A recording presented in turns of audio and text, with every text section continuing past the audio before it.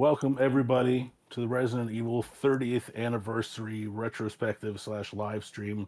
For some of us here, this is a familiar game. For others, it is a brand new experience, and it will definitely wear its 1996 heart on its sleeve at times. I'm joined by head of video Greg Burke and Hello. news editor Donovan Erskine, What's up?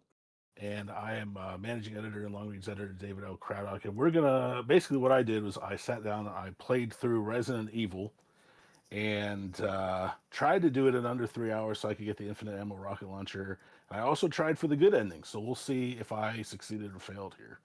So, Greg, whenever you are ready, we can start the playthrough. You played on Jill too, which is like Yeah, Jill. Jill's my favorite. Jill's easy though. Jill's easy mode. I don't think I ever beat the game with Chris. I beat the game with Chris. I got the infinite ammo rocket launcher with him, and then I'll never play him again. I don't like Chris Donovan because his stories over the timeline have been kind of dumb. Okay, I was gonna ask, is this you don't like his story or just like gameplay you didn't like? It's a little bit of both. So Chris has fewer inventory slots, and he also has to collect different keys to open like locked drawers and stuff. Whereas Jill has a lockpick, and she has 8 inventory slots instead of 6. So she takes more damage than Chris, but otherwise Jill is a little easier. Yeah. Okay. He also gets the lighter so that he can skip some parts early by getting the jewels. You have to find the lighter even with Chris, though. Alpha team is I forgot about the that. forest zone situated See, in northwest Raccoon the game was opened up with one of the title cards of July 1998. So, as you teased up top, David, I'm not very familiar with the early Resident Evil games. I was too young and too scared to play them. But I have always felt a strange, like, distant kinship with the series because of the timeline. I myself was born in July 1998, so I always like seeing the games like framed that year and being like, oh, that summer I always felt like I had some place there. Bravo And, team like went to the hideout yeah, of the group. RA universe, I was being birthed somewhere when they were releasing diseases into society. For sure. Yeah, this and the timeline is kind of condensed too. Like this takes place in July '98, and I believe like it's within like a week or two after the events of this game that Resident Evil 2 kicks off.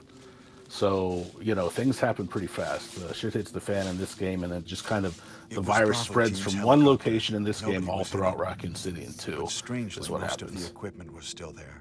But two different incidents though, right? However, we soon 2 different discovered incidents. why. Yes. Both caused one caused by Albert Wesker and the other caused by Umbrella's, or Birkin, I guess. Umbrella. FMV stuff going on here. Yeah, this is live action. Before they used CG with Resident Evil 2, they used live action. The voice acting is exemplary, Donovan, I'm telling you. They just did an interview with like all these actors, and they said they just showed up and they didn't know what the hell they were supposed to do. It was like so haphazard. Yeah, no context or anything.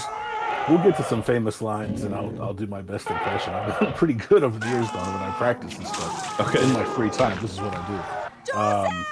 But yeah, like here in a minute when the helicopter takes off, I think it's Chris, who again sucks, and he's like, "No, don't go." My goodness. quality B movie horror, is what we have here, which is kind of a fun genre in and of itself. I think. Yeah, I mean, that's what RE's pulling from, right? Is like, Yep. that era of kind of cheesy zombie movies and whatnot. Exactly. So Brad Vickers, which they call him Chicken Shit Vickers in canon because he left them. He left. Who do we have here? We have Chris, Jill, Barry, who is Jill's sidekick in this game, and Wesker. So they're running toward the only shelter they can find, which is of course the Spencer Mansion. Chris Redfield. Oh my gosh, so good. Jill Valentine. Play this whole thing. They had to take advantage of that FMV playthrough on the PlayStation. Barry Burton. They did. Yeah, this is so PlayStation. Remember, Donovan was one of the first consoles to have a CD. Rebecca They Chambers. didn't take advantage of it. It wasn't a launch title, right, David? But it came out a year later. Albert Wesker. It came out on March 22nd or 23rd, 1996, and the PlayStation actually Resident launched in Evil. December 1994. A lot of people associate it with 95, but it came out right at the tail end of 94. 2 years. Yeah. Yeah, I was actually so the in-game timer counts when you're watching cinematics, although not when you have the menu up. So I was taking some risks here, actually watching the opening cinematic since it's pretty long. Captain Wesker, where's Chris? Greg, when did you first play this game? When it came out, a friend of mine had it. A friend of mine's older brother had it because I was too young to play this game. And it was rated M. My mom didn't want to buy it for me, so Yeah. I eventually got it. I eventually bought it, talked her into it because I showed her. And she's like, okay, like it was pretty. It's not very gory. It's very cheesy. Yeah. Then I eventually got to play it on the PlayStation. So like probably a year or two after it came out. Okay. I actually played. A lot of people did this. I actually played Resident Evil 2 first.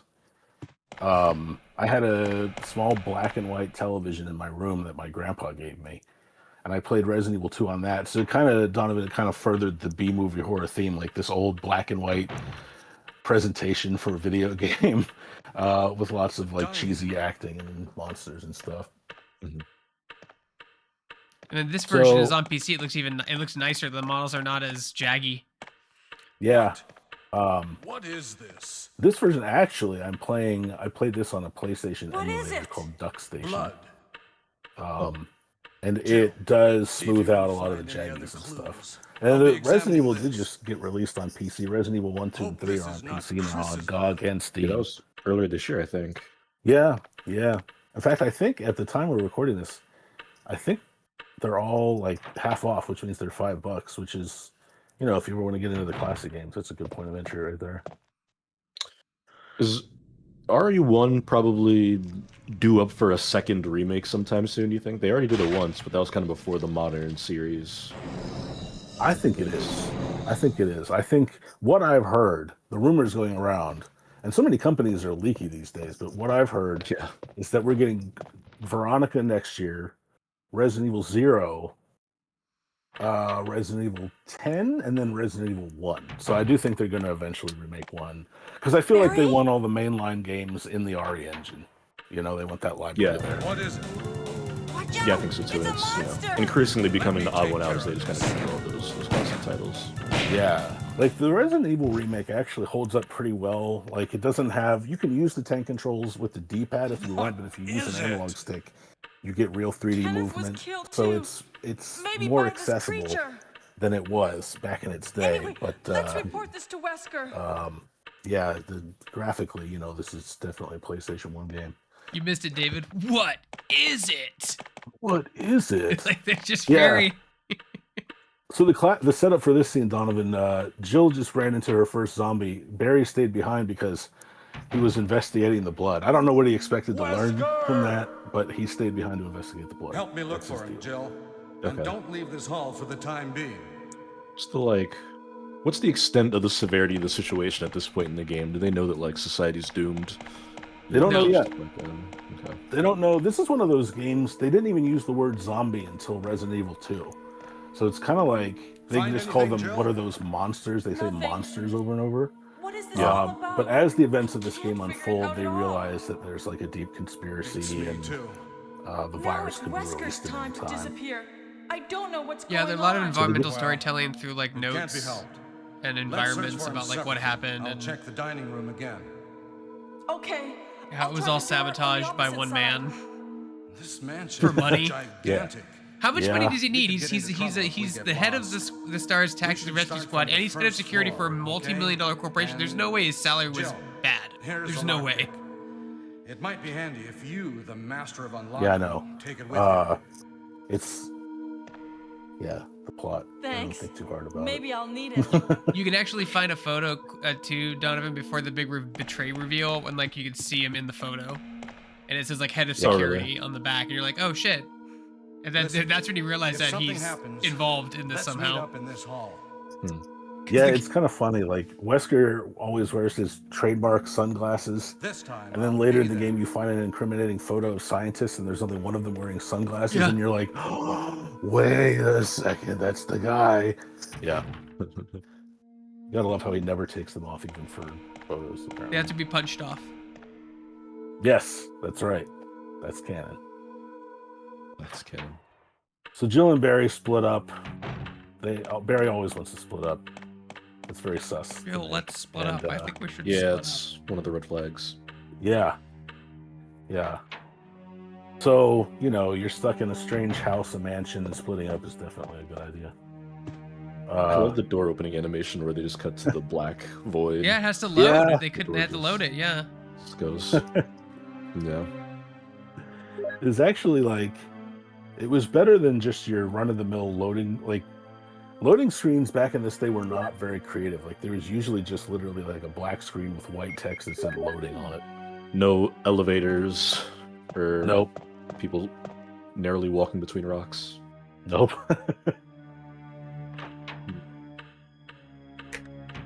You gotta love that. Whenever you see that in a modern game, like if I'm sidling between rocks, I'm like, all right, what are we loading here? 007 does it a lot, and it's actually kind of confusing because it doesn't feel like you're loading anything. Because you'll be like in the middle of a combat, you'll do it, and you'll be like, I'm like, what's that? Yeah. Yeah. I say the game's not that combat heavy. Like the later ones got better at like engaging with enemies. This one you can kind of run around them, or just shoot them till they don't move, or be ahead of them. Like it's more of like a puzzle, like exploration game, really. It is. I've always referred to it as an adventure game because, like, people like to make fun of the puzzles because they're so abstract, but it really is like a point-and-click adventure game. The puzzles in those are supposed to be kind of bizarre. Yeah, it's really exploration and puzzle-driven. And like Greg said, the combat, like in this game, the zombies have to fully rotate to grab you. So if you just like squeeze by them, it's not too hard to just get around them. What's amazing is that they were able to keep the core DNA throughout the remakes as well too. You can still cheese a lot of the stuff by baiting animations or getting close enough to like go around in a circle, and like kept that in its DNA. It's almost like they felt like they needed to do that. Yeah. Yeah, the Capcom, to me, like to my mind, Capcom is still the best at remakes. Like they really have learned how to thread that needle between what's familiar and what's new for like returning and new fans, which is pretty cool. Like a lot of the police station layout in RE2 remake is the same as in RE1. They just added some hallways and rooms and stuff like that. And this was a classic scare, Donovan. You go down this hallway for the first time and zombie dogs burst through the windows. It's like people's initiation to what this game has in store for you, those jump scares and stuff like that. And then trying to shoot him was like equally hilarious and hard because you're like, up left. Like, yeah, you had to manually aim. So I am playing the Resident Evil Director's Cut. The difference there is that if you play easy or standard, you're playing classic Resident Evil. But if you play the advanced mode, you get new camera angles and remixed item placements. I played standard here to play the classic game for the anniversary, but standard mode is much harder. There are more enemies and stuff like that. You can't avoid fights as easily. Or advanced mode is. I don't know if I said standard there. Okay. Oh, you just grab the shotgun off the wall. That's fun. Yeah. Yeah, this is actually one of the game's traps. You'll notice once I grab this shotgun, the hooks on the wall kind of move up, and you spring a trap that's coming here. Chris actually can't escape this trap, but Jill can with some help. you can get. When I was playing the game originally, I wonder if I could get trapped and die, and you can't. Like I was like, maybe he'll come and nope, I died. I was like, okay. You have to try to go through both doors. If you don't, then yeah, you'll get squashed by the ceiling. I like how you're tapping your gun, waiting. Hey, what's going on? Yeah, Jill, is that you, Jill does Jill? not look worried at all. Jill? Is that you, Jill? Have you heard of the famous "You were almost a Jill" sandwich line, Help me, Donovan? please. That does sound familiar, but I don't know the context around it now. It's coming. This is it. Yeah, it's coming. So like Jill's almost getting squished here. Barry will pull her out of harm's way, and he's like, "You were almost a Jill sandwich." Yeah, that became a meme in 1996. They've always had that writing. Oh, Barry! Yeah. That was The writing too in the close. remakes is actually like, You were some almost people a don't like Jill that they take sandwich. themselves much You're more right. seriously, because the writing in the Barry, remakes is thanks actually for pretty saving decent. my life. It's still kind of like inherently But Barry, cheesy and didn't you fun, say you're going so I back don't to mind the it. dining room to do some research? I think so too. Why on earth are you here? Barry, didn't you say you're going back to the Yeah, I just had I love something how she wanted says to it in English. check. She's like, "But Barry." Now, let's get back Just to like- searching for the lost They're captain just like, Chris, shut up and read shall the we? line. All out of order. Nothing to look at. No context. Right. Just say the line. Right. Thank you, Barry. Yeah.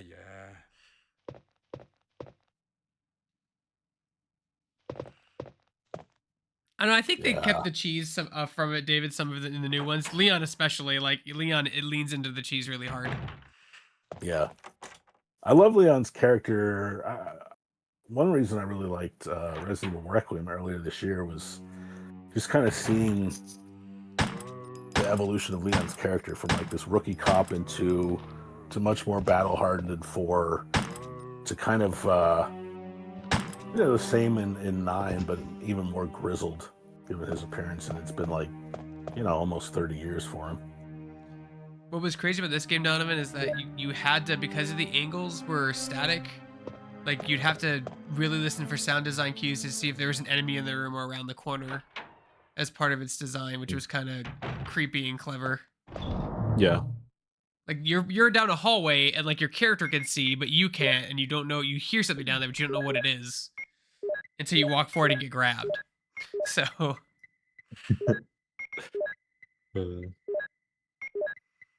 It's also a classic staple here. Like you have to use the ink ribbons to save. You've got your herbs and your first aid sprays. The knife, which is worthless. A lot of things that, became mainstays of the series. Yep. And you could not manually reload in this game. You actually had to go into the inventory and combine the gun and bullets. or you ran out, which you didn't want to do that. And they do have a reload animation, but you never want to do it because it's so long. It's just easier to pause.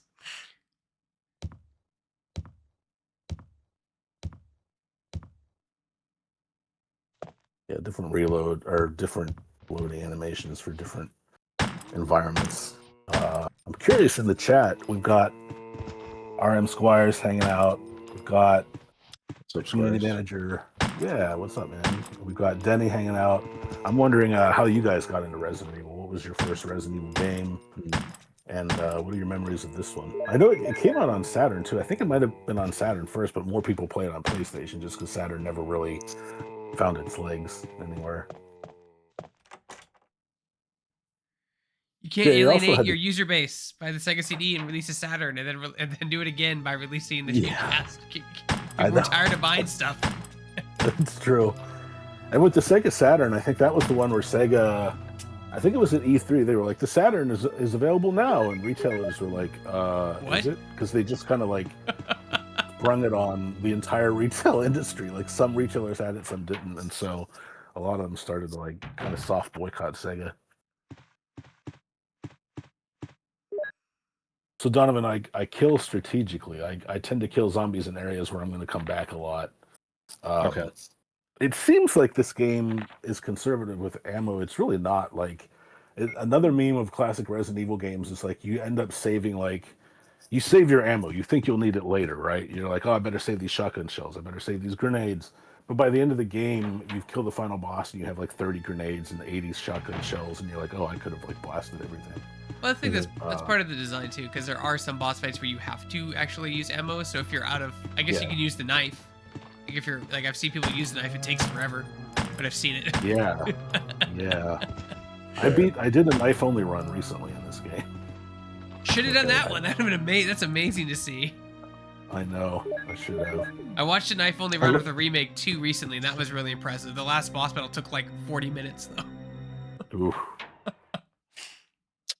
You shot the zombie to the ground there, then it got back up. I love the animation of it standing back up because, unless I'm mistaken, it just looked like the animation of it falling down reversed, where he just like slumps forward and like back up.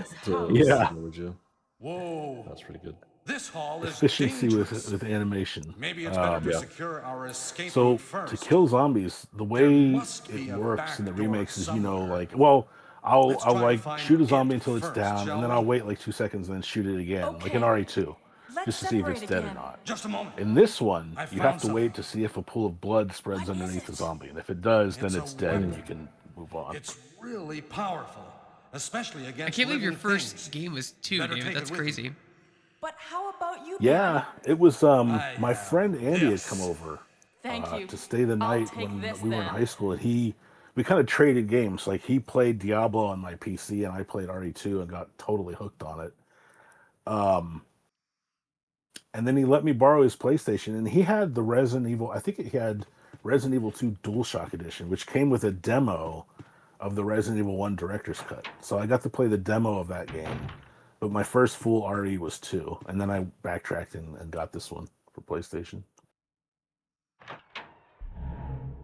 Yeah, once again, Mary's like, let's keep splitting up.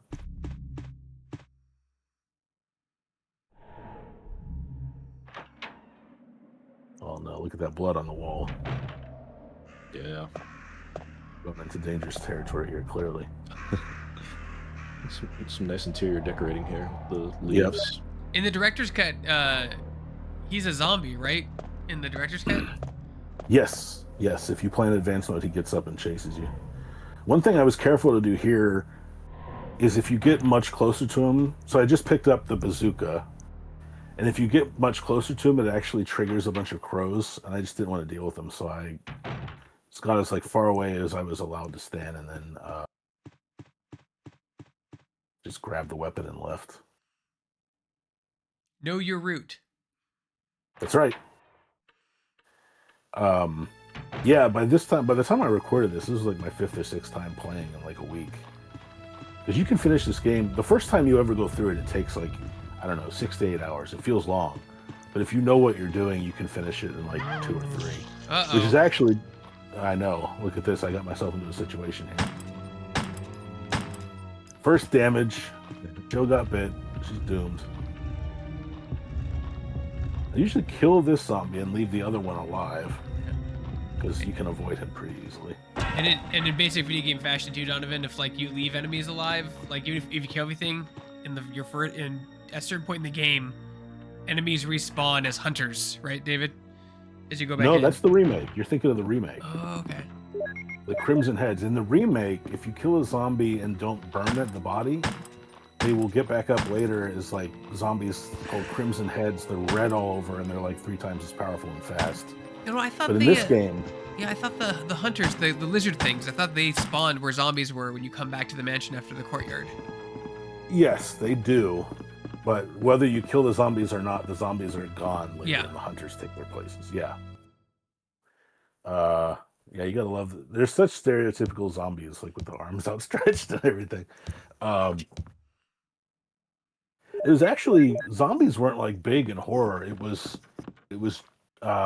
George Romero's Night of the Living Dead and Resident Evil that kicked off Zombie Mania, which is kind of cool.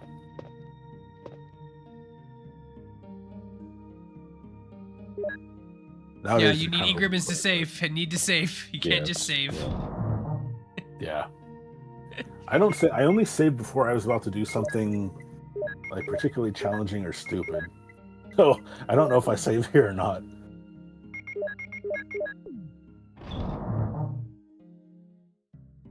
I don't think so.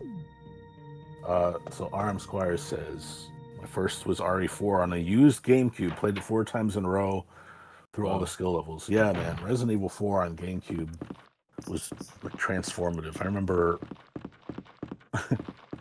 I was so hooked on that game when I got it that my grandparents flew me to Florida for vacation, and when we weren't out at the beach or like going out to eat or hanging out or whatever, I was just playing RE4. 4 was revolutionary. That game was huge. I mean, I remember the fact that Nintendo got the Resident Evil license was a big deal.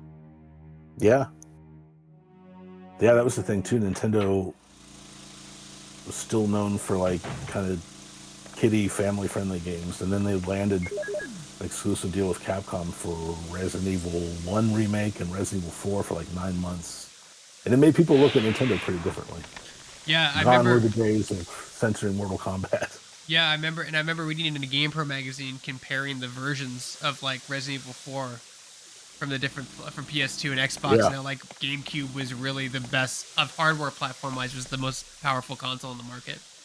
You could get water, reflections, all this shit. Like there were water sections in RE4 that weren't there on the PS2 version. Like they just removed the water, so like because it couldn't handle it.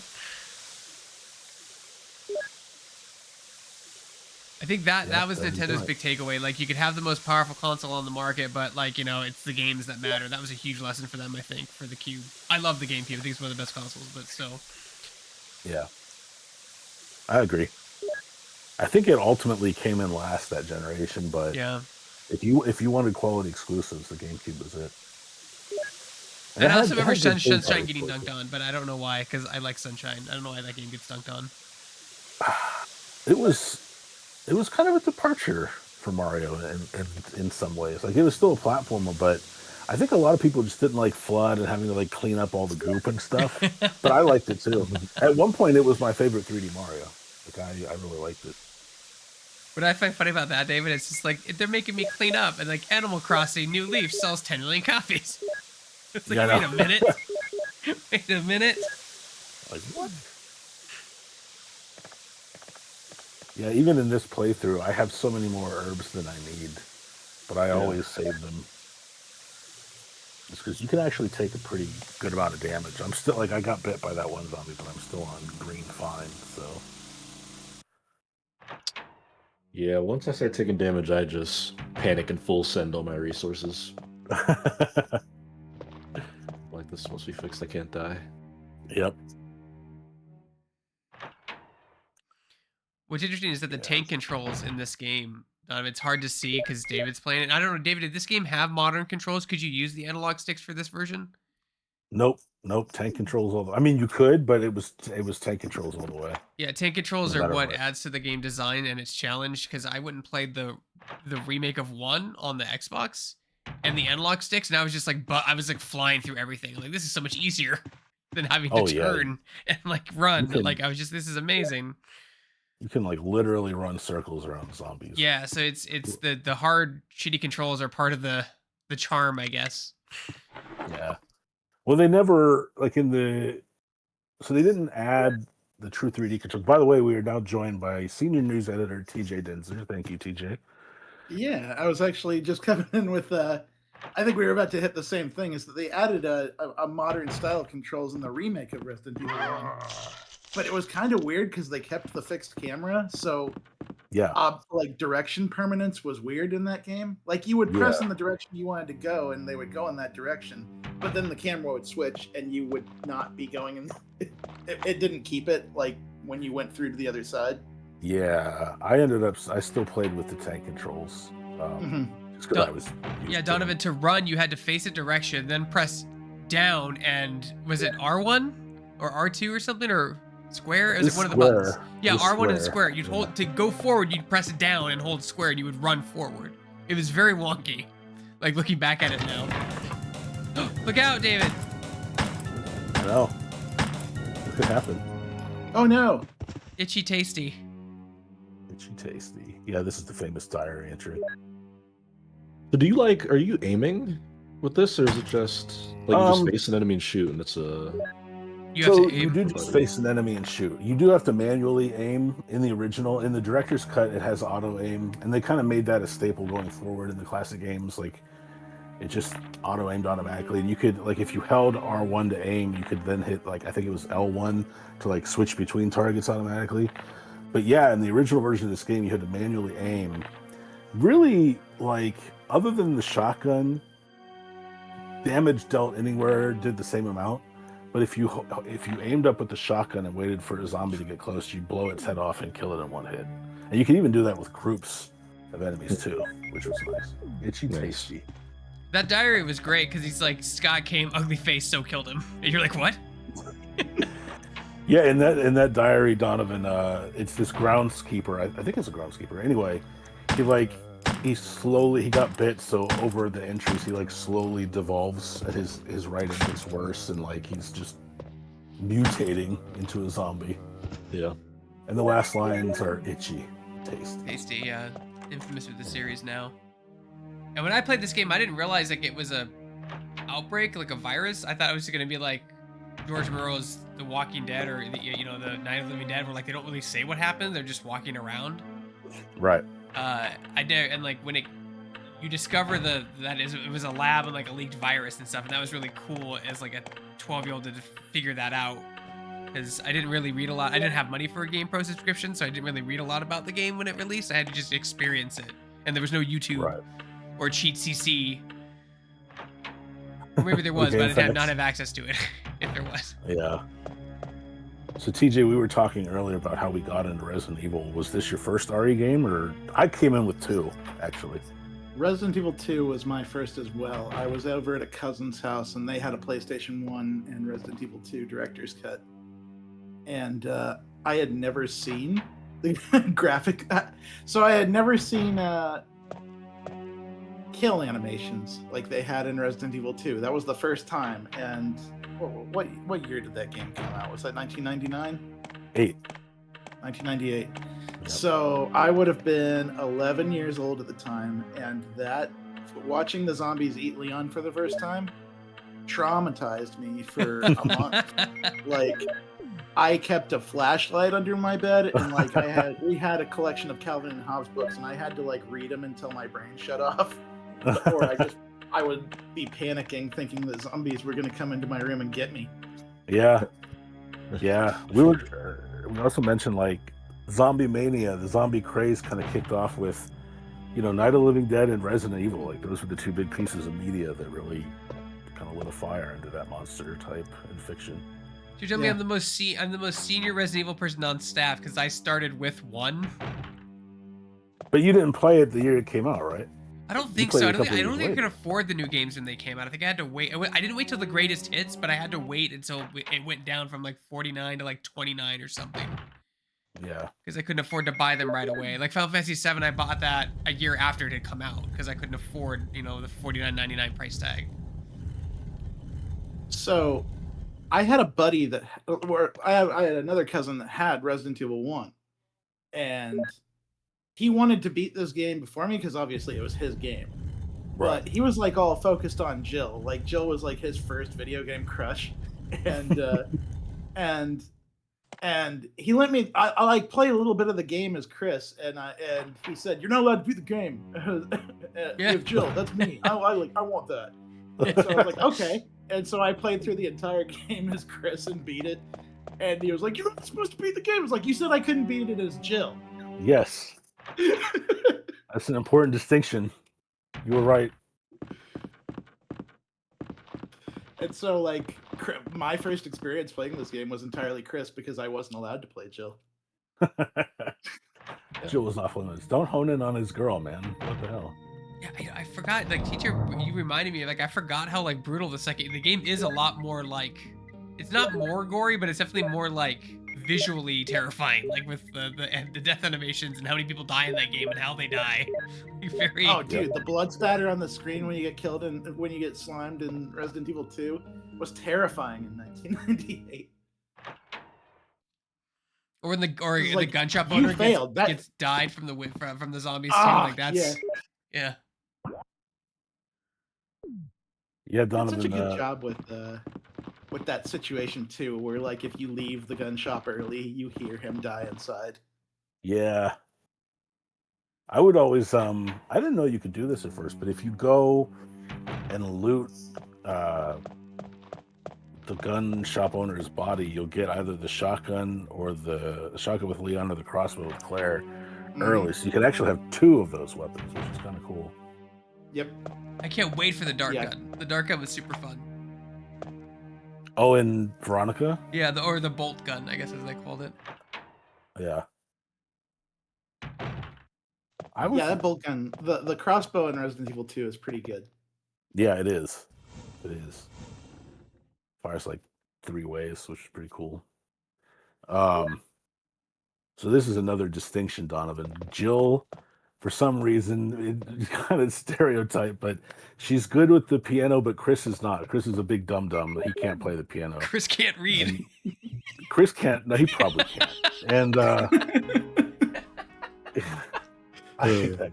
no, there's a great meme. There's like a meme where like when they take the font and it's Chris over the piano and go, "There's music notes. If only I could read."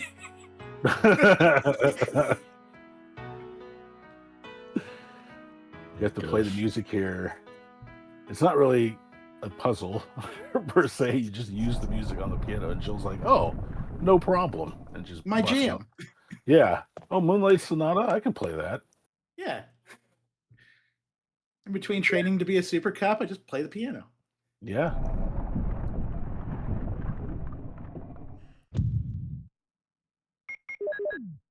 Oh, RM Squires missed out. He said RE4 came with the GameCube, ended up not getting any other games for it, and resold it.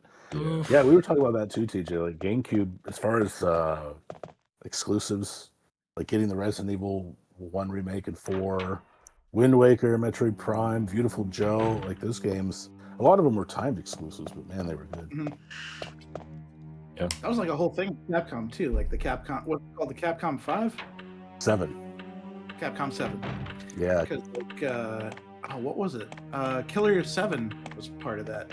Yep. Maybe it was his Smash machine. That's probably what it was. Yeah. Which is why in RE4 for GameCube, there's the Killer 7 gun, which is named after that deal, which is kind of cool.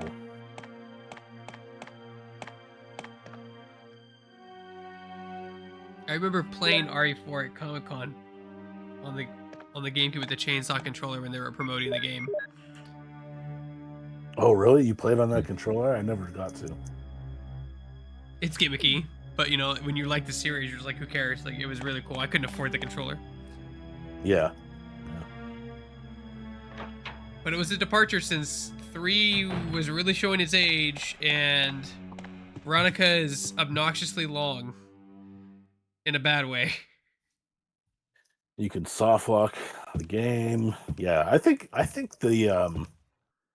I'm most looking forward to the Veronica remake because it seemed to be the classic game most in need of one. Yeah. Honestly, like like RE2 was great. I love that remake. I love all of them. But I feel like, they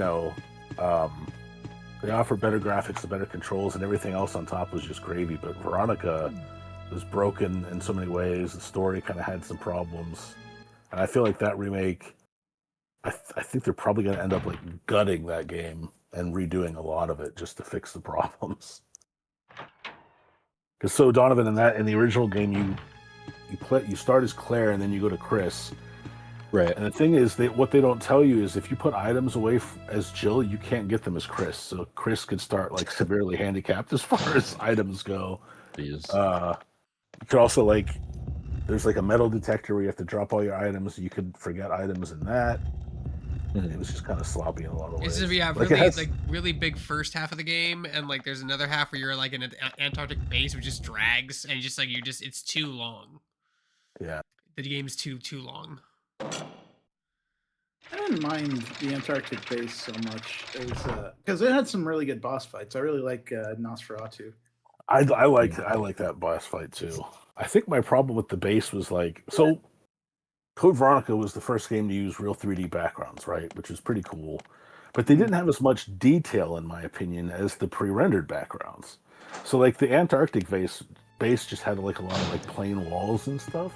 It just didn't have the personality that the mansion and the island did, I thought. Yeah. I really like the prison island. It's I think it's one of my favorite settings in the Resident Evil series. Yeah, it'll be cool to see that come back. And you found out what happened to Wesker. Like that, him being alive was a huge, crazy moment when you're playing that game. I was not expecting to see him in that game. Because this is going to be the first time that we've seen Chris and Wesker in the remake timeline. Mm-hmm. That's right. So, actually, this is the first time we've seen Wesker at all in this remake timeline. Besides, unless you count the first Resident Evil 1 remake. I hope they use the same voice actor from 5 for Wesker. I like that voice actor for Wesker a lot. I do too. But that's another thing we were talking about, TJ. Like the new remakes take themselves a lot more seriously. So I don't know if they want some guy chewing scenery and talking about complete global saturation. I don't know if they want that. I don't know if they want that anymore.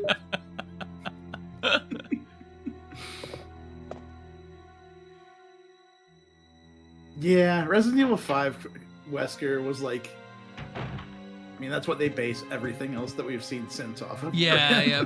Post-mutated world domination, perfect image. I like when he's just driven by money. That's the best Wesker. He's just monetarily driven. RE5 still holds up, Donovan. If you ever want to play that co-op, I am down because I have it for like everything, and I'd totally be willing to go through that game with you. Yeah, I have I obviously never played it, but I have a buddy who like swears by that game. Yeah, I'd be down to check it out at some point. One day I need to go through and clean up all the titles I haven't played. It's so not perfect. it'd There's be a good stream. It makes a lot of it connects a lot of dots story wise, which is kind of cool. Like with the origins of Umbrella and the Spencer State, and like ties back to 1 and 0. That's kind of cool. But I remember very little in that game, other than the twist was painfully obvious. The side villain is also a goofy dude. Yeah, yeah. That white like sales con man that is just kind of tagging along up until they're like, we don't need you anymore. Stab. Yeah. Oh yeah, There's like one very thing similar to the guy in Requiem, like that dude with the cigarette. Like what? Why is he there? Who are you? Well, the guy in Resident Evil 5, he's just like some investor con man that inherited a family fortune and bought into like this horrible terrorist company. Tricell, that's the one that he bought into. Tricell, yeah, that's right. But he has like a ratty New York accent. Yeah, it's very weird, very very anime, as I call it. Sometimes my anime gets into my Resident Evil. I don't like it as much.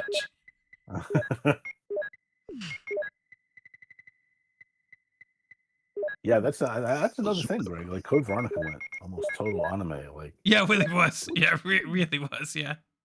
Would you just die already? You're making me look bad. Yeah. Oh gosh. You think they'll have Steve in the remake, or do you think they'll just cut him out? Of course, they'll have they him. have to. He's the star of the game. Oh, TJ. He's the star. Leave immediately, but then come back. You're welcome. Yeah, Steve, man. That's another thing I bet they'll fix him. Like he's gonna probably be this like, I don't know. I think he'll have the same maturity issues and daddy issues, but like he's gonna be a lot more stable and hopefully tolerable. Man, hopefully. It's kind of people equate him with Ashley and hopefully way more somber too. Hopefully way more somber. But like there were a lot of people for 4 where like if you hate Ashley, then you hate 4. Where I never thought she was that bad. She was whining in the original 4, but that was it. But Steve is, despite being the star of the game, yeah, Ashley's not nearly as bad as like Rebecca or Steve. No. Which is why I'm disappointed you didn't play Chris's playthrough. She has some great lines. What? Oh no! Yeah. She saves his life. She does. He does. He does. It's only because Chris is, whatever.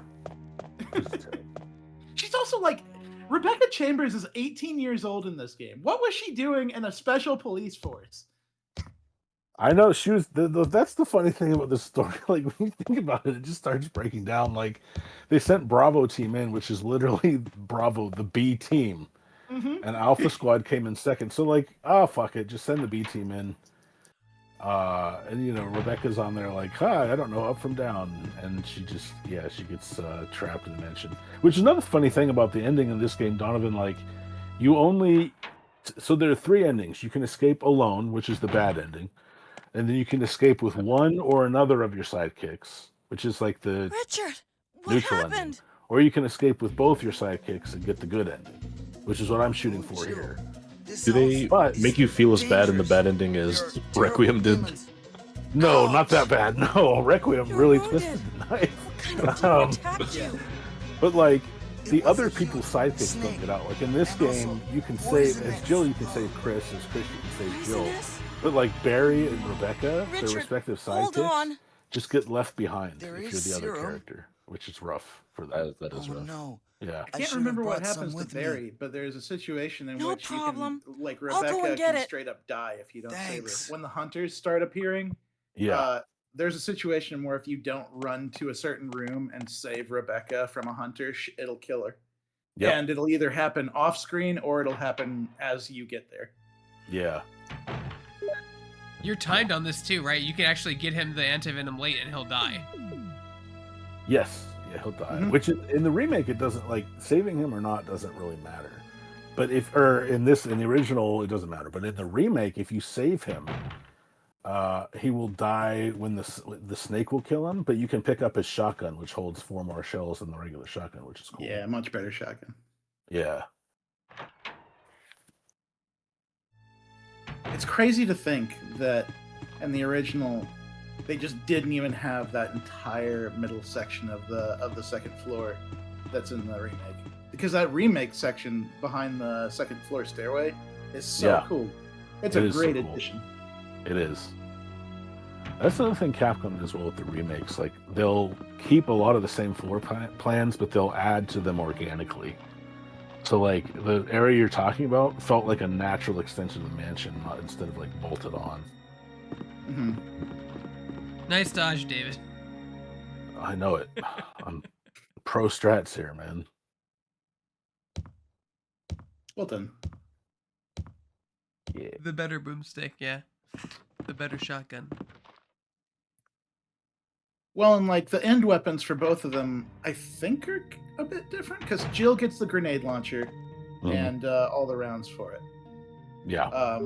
Chris has the ability to get the Colt Python. Can Jill get the Python? She can. They both can, which means, but you can also completely miss it. Oh, if you're Chris and you miss it, you've got the pistol and shotgun to work with. Yeah.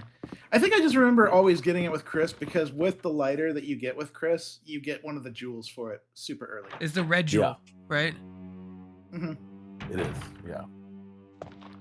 It's coming back to me slowly. None of what I remembered in history in high school I can remember, but I can remember the red jewel and where to get it. The stuff that really matters. Donovan, you took a lot of history in college, right? A good bit, yeah. Yeah. That's what I thought. Also, what's up? Who's in the chat? Suff26 with the Umbrella Corporation tag appropriately next to their name here. Nice. What's up? Dang, I'm so salty I missed out on that Umbrella badge. Okay, it must have been for an event. That was pretty cool. It's Resident Evil's in that like rare group where whenever fans want to like kind of flex their fandom, they always latch onto the evil thing. Like you always see Umbrella stickers on cars. Yeah, it's like just the very evil company. It's like the same thing with like Star Wars, or it's like the Empire. People have like the Death Star on their cars, stuff like that. Yeah, Ari is kind of in that club. Yep.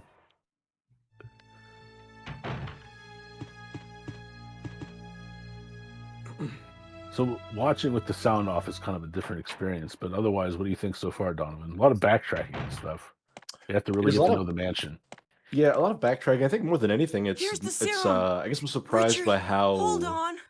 I'll give you a many shot lines now. I can draw to the modern games. It really hasn't changed here's much when my you get radio. past like graphics You and camera should angles and stuff. I keep it. think I'm the DNA is pretty largely unaltered. No! Richard! That's true. Jill. Yeah, I mean, Be scope's gotten careful. bigger, but you know, Uh, just the concept, the mechanics, all that stuff. If I Seems had like they that kinda many holes in had my it figured out. body and they were just popping occasionally, That's rough.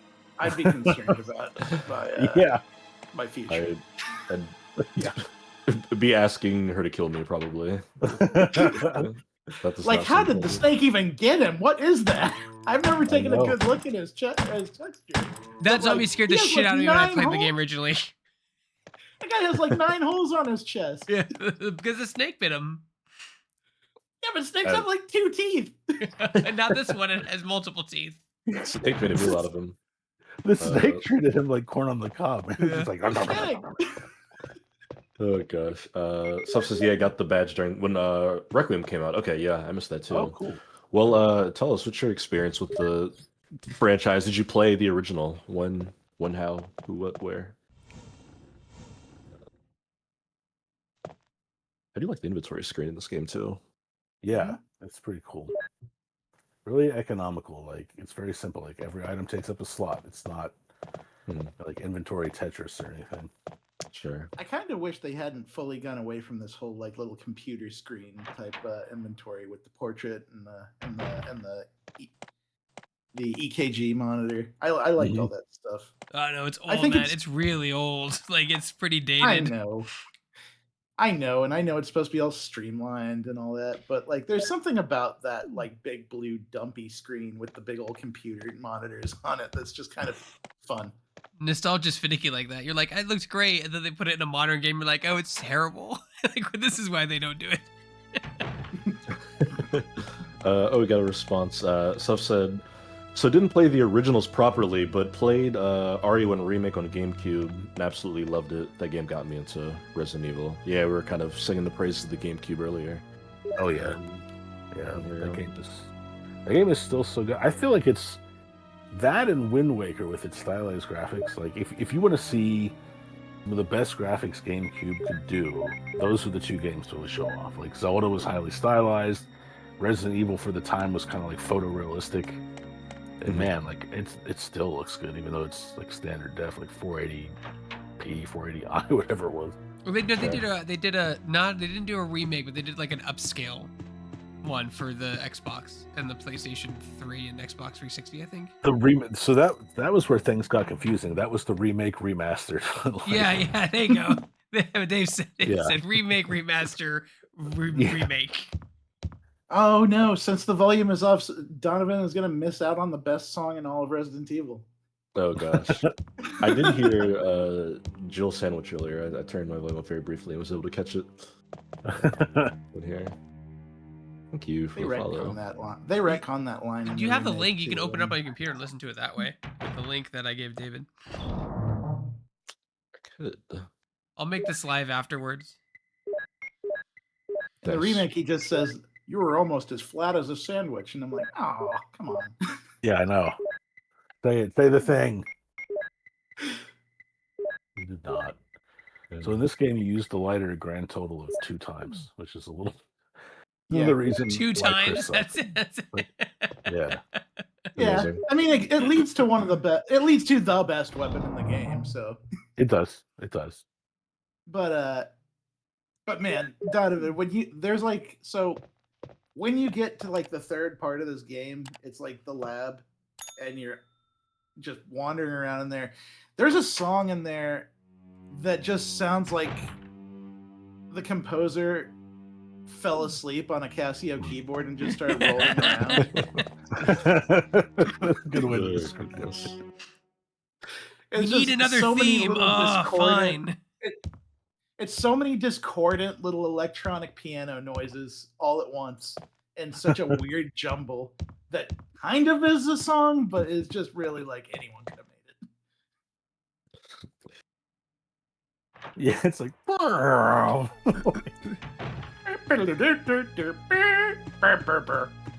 This is very scary.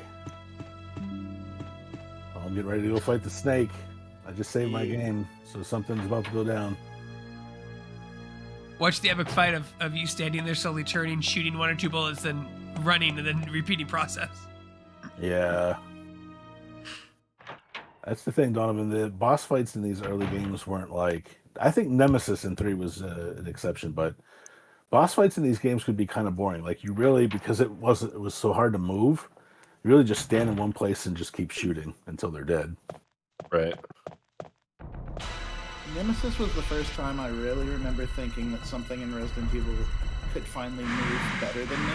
And yeah. It was terrifying because of that. It was. Take care, Elsa. Appreciate you stopping by. Oh god. Big ass snake. I would have hated this. Oh, he does kind of have more than QQ. Action, excitement, drama. Yeah, good for him. Poison.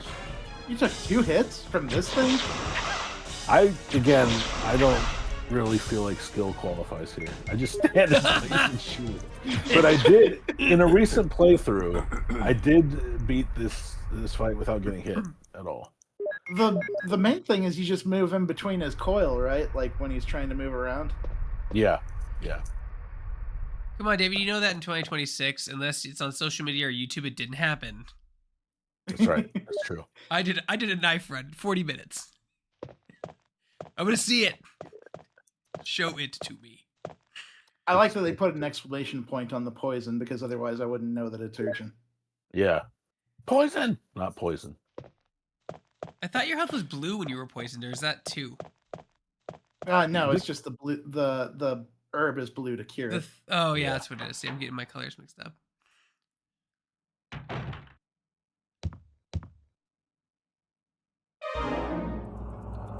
Yeah, Here's the discordant theme. So if you don't get hit by the snake, David, do you still get this cutscene? No. You just go about your business. Am I poisoned? Yeah. Wait, if you do the snake like hitless, you actually don't get poisoned? I don't think you get poisoned. No. Huh. I don't remember. Even though I just did it like a month or two ago, but no, you can skip. And it happens in the remake too. Like you just get to skip that cutscene. Mm-hmm. I didn't remember that. There's so many little things. Yeah. They did a good job at this one.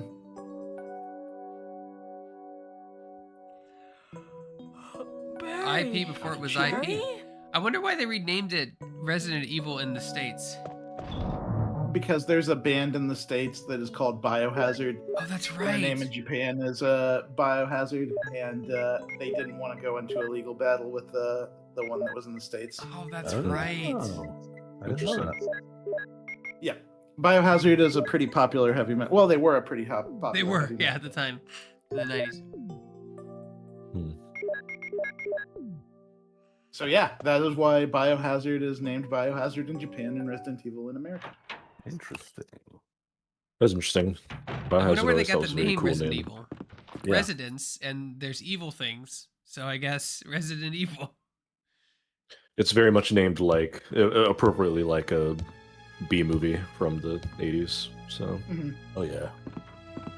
Also, I feel like Biohazard spoils a lot of the first game because, like, I didn't know it was a Biohazard when I played this game. You know, I didn't know it was a Biohazard. Yeah, I thought it was just like, you know, like zombies just coming back to life, supernatural maybe. I was played this 13. cool new game. It's called Biohazard. Well, now I know how it ends, so I don't Well, want. now I know what it is. Biohazard.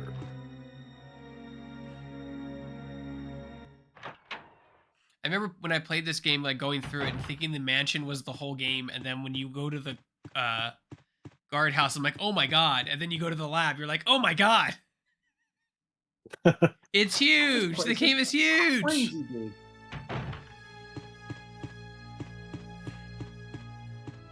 And he says he was riding a high with this game in RE4, but RE0 broke my young brain that inventory management was too much. You It can really drop was. items. Finally, the most They requested feature. Never should have done that. No, they should not have done that. Oh, you left something important back at like way, way, way far back? Go get it. Yep, go get it.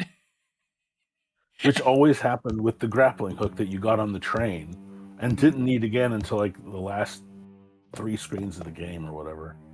I just think the designer's like, you asked for this. You asked to drop items.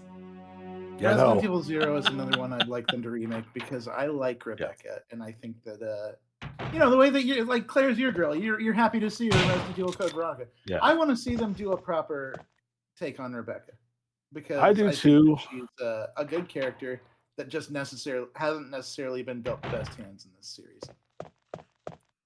No. But no, okay. I think you're right. I think Rebecca has some potential. She's not Chris. Rebecca is not the problem with Resident Evil 0. It's Billy, in my opinion.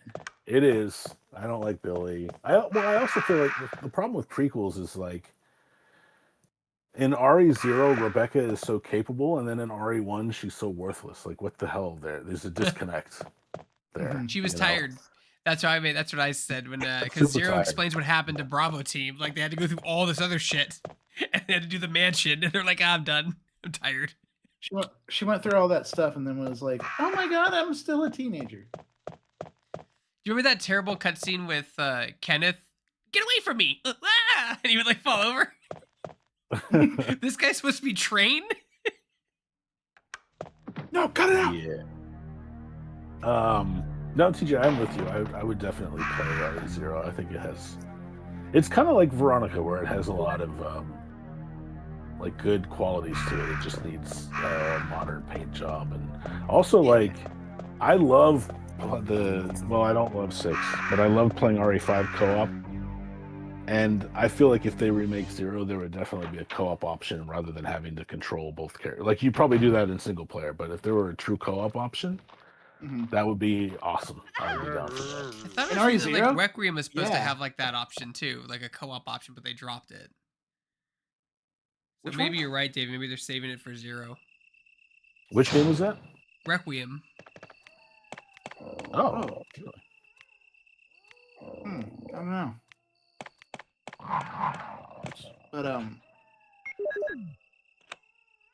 But yeah, if they did co-op, that would Resident Evil 0 would be a perfect game to do like a Resident Evil 5 type co-op with, if they wanted to rework it that way. Yeah. They would also just have to entirely rework Billy because even I can't stand Billy.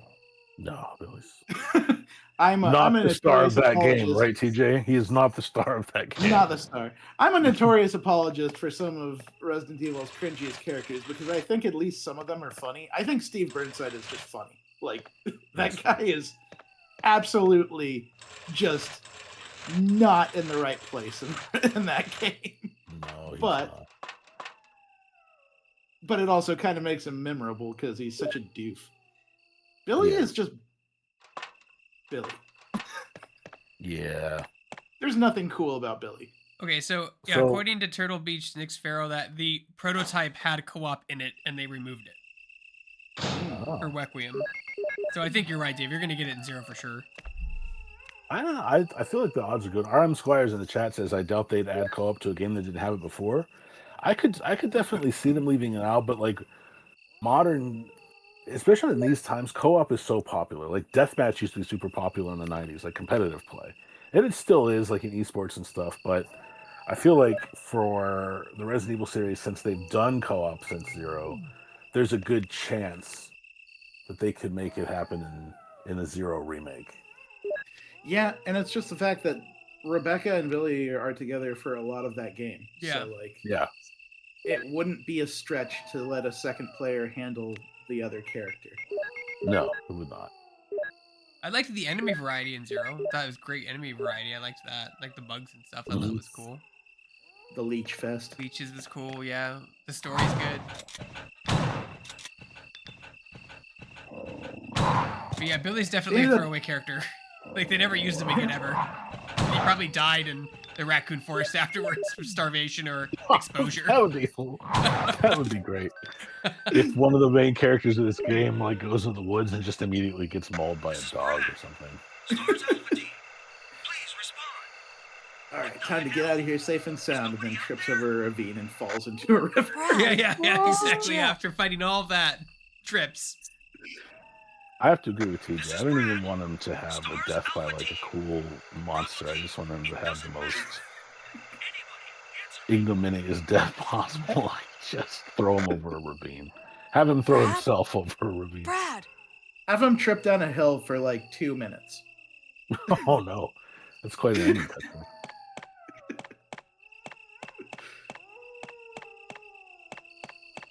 So now we're outside, Donovan. We're actually we get to explore some outdoor environments a bit.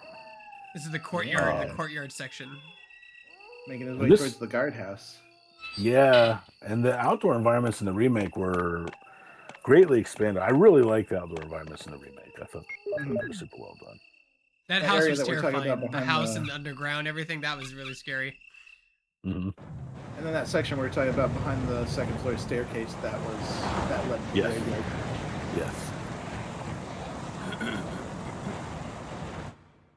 And this is where snakes just start falling out of the sky for no good reason. I love that. Oh no. I know, more snakes, Donovan. Snakes and spiders are your thing. I don't get it. Yeah, I don't know what the fixation is. Look at the trees in this game. That's amazing. It's the same tree just pasted over and over and over and over on like a wall. You do what you gotta do. I know, it's great though. I love it. Yeah. Snakes. Yeah, look at this. Just raining snakes.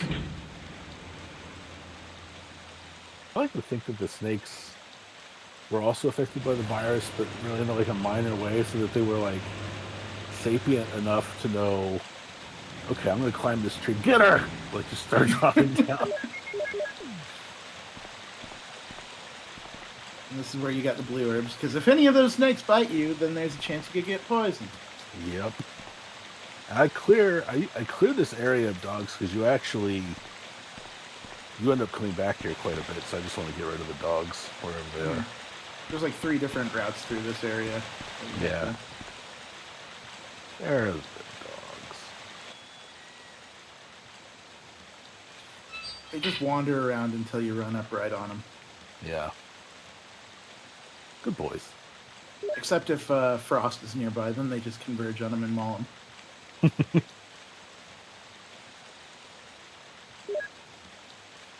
He must have had begging strips in his pocket because they really went after him. Yeah. I had that guy marked.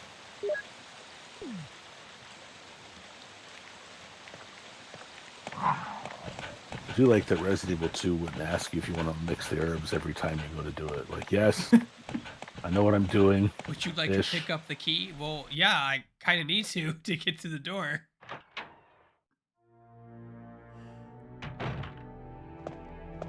Will you take the lockpick? I wonder how many times the no option has been used in Resident Evil item history. I was terrible at inventory management, so I used it a lot. I'll have to go back to the item box. That's one thing I like about in Ocarina of Time, Donovan. There are points you get to choose yes or no. Like, will you help save Hyrule? And I would always choose no, just to see what happened. And Zelda's like, you don't mean that. Teehee, will you help save Hyrule? And like, you just have to hit yes eventually. As a Pokemon fan, I'm all too familiar with that. They do the exact same thing. Yeah. Professor Oak's like, will you help me and go on this journey to fill out the Pokédex? And like, no. It's like, you sure? The absolute greatest troll that Nintendo has ever put in that option, and I hope they keep it in the remake, is there's an owl that tells you, exposition owl in Ocarina of Time. It tells you all about what's going on for a very long length of time. And then at the end of it all, if it asks you, did you get all that? And it sets the cursor on default by no. Yep. And it switches it. If you accidentally confirm the no, then he'll start the story over again. So if that owl, Gepora Gebora, is in the remake, I'm docking it a point. I'm gonna hold David to that. He's in it. He's in it. Dock a point. -1. We all had to read it at least once. Well, I don't know if Donovan ever played that game, so maybe he didn't have to read it. But we had to read He is not. He's holding out for the remake. I respect that. Yeah.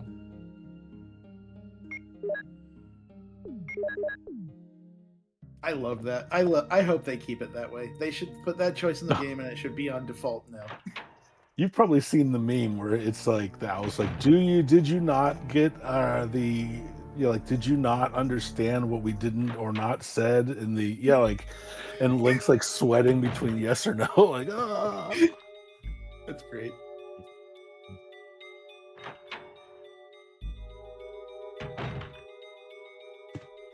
I never got past the guardhouse of Chris. I didn't know how to beat Planet 42. Shoot it a lot. You have to like attack it, and I was like, when you're Jill, Barry just saves you, so you don't have to fight it. No, there's a methodology to dealing with Planet 42, but like it's optional. Yeah, are you talking about the V-Jolt? Mm-hmm. Yeah. Chris gets access to V-Jolt as well, so that's the quick way to deal with it. He does, but again, Donovan, so the V-Jolt is a formula that you have to mix in this chemical lab, but Chris can't do it because again, he's an idiot. So Rebecca has to so he can't read, he can't do anything. So Rebecca has to come in, and like Chris is like being held aloft by this plant for like half an hour while you go mix this formula. Oh, that's right. Yeah, you do have to sit to her. That's right. And she throws it. It doesn't kill it. It just like weakens it so you can fight it. Yeah. Mm-hmm. Chris can only count to 10 unless he's wearing open-toed shoes. Yeah. So. Yeah, I forgot the whole thing about Rebecca. That is another thing that because I've seen a lot of people give Rebecca crap, and I guess it's only because I was forced to play Chris for my playthrough of this game that Rebecca is endearing to me. Yeah. Oh, I was hoping you let yourself get bitch slapped by the vine at least once. The It funny comes thing, out you and don't goes even have whap to- and just goes back in. No, it strangles you, Oh, and you have to shit. like mash buttons to get No, out. it's two animations. It'll grab you, but it also just hit you. It's the ones that are in the mansion. The plant that's in the mansion will slap you. Plant 42 strangles you. But if you go toward there's that living plant inside of the mansion, and if you try to pass it, it'll just slap at you with its vines Bees, the bees. and the bees.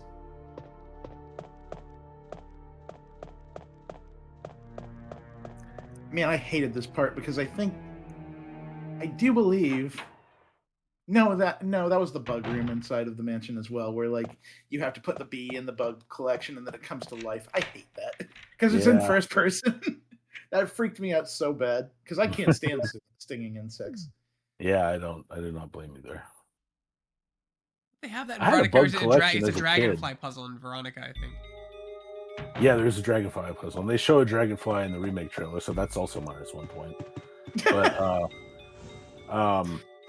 yeah, I had a bug collection as a kid, but now I cannot stand insects. They're very alien looking. Sure are. It's very weird that they just put a ladder to their secret lab right in this room, just behind a bookcase. Secret Shark Tank lab. Don't go down here. Yeah, what I love is in RA2, you'll find like the secretary's diary where she's basically saying like, "What the hell even is this place?" And you're like, "Yeah, I know. It's not your run-of-the-mill police station, that's for sure." But I love in the remake they give more context. Like, well, this was a museum, so that's why there are all these different wings. I do like and that stuff. a lot Yeah, because it makes so much sense as an art museum. it does. Yeah. Yeah, but still, like Raccoon City's this huge metropolitan city, and there's like 8 desks in that police station. There's Yeah. like 10 cops And- there. And no bathroom in Yeah, there. no bathrooms. Yeah.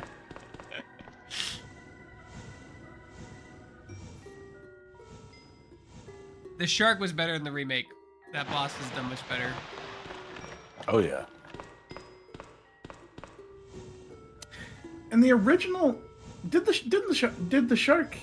Was it in the original game, or did it not get there? I feel The like that shark? was one of the things in the director's It's cut. here, it's there, but it's just it's No, very it's- very not crazy. It's just it just swims around. There's like no crazy like It was in the original game, TJ. Yeah. But the thing is, you didn't have to deal with it. Like, you could just drain the room, which was not even a puzzle. You just throw a lever, as you'll see here.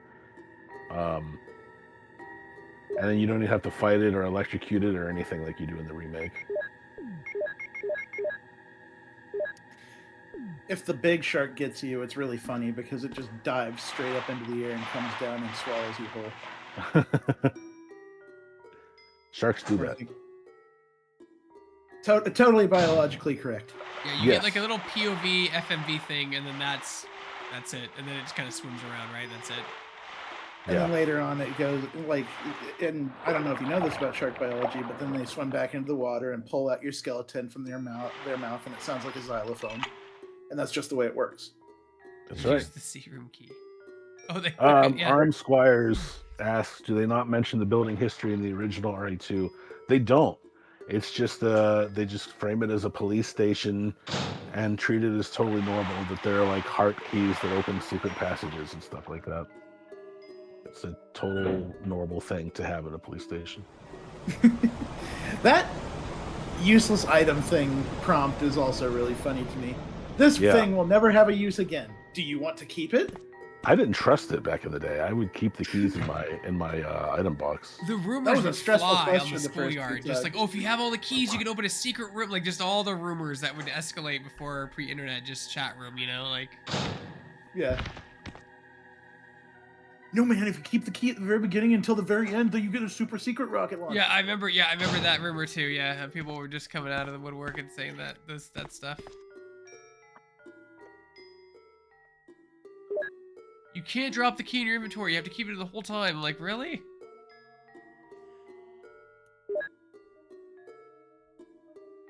No pouches here.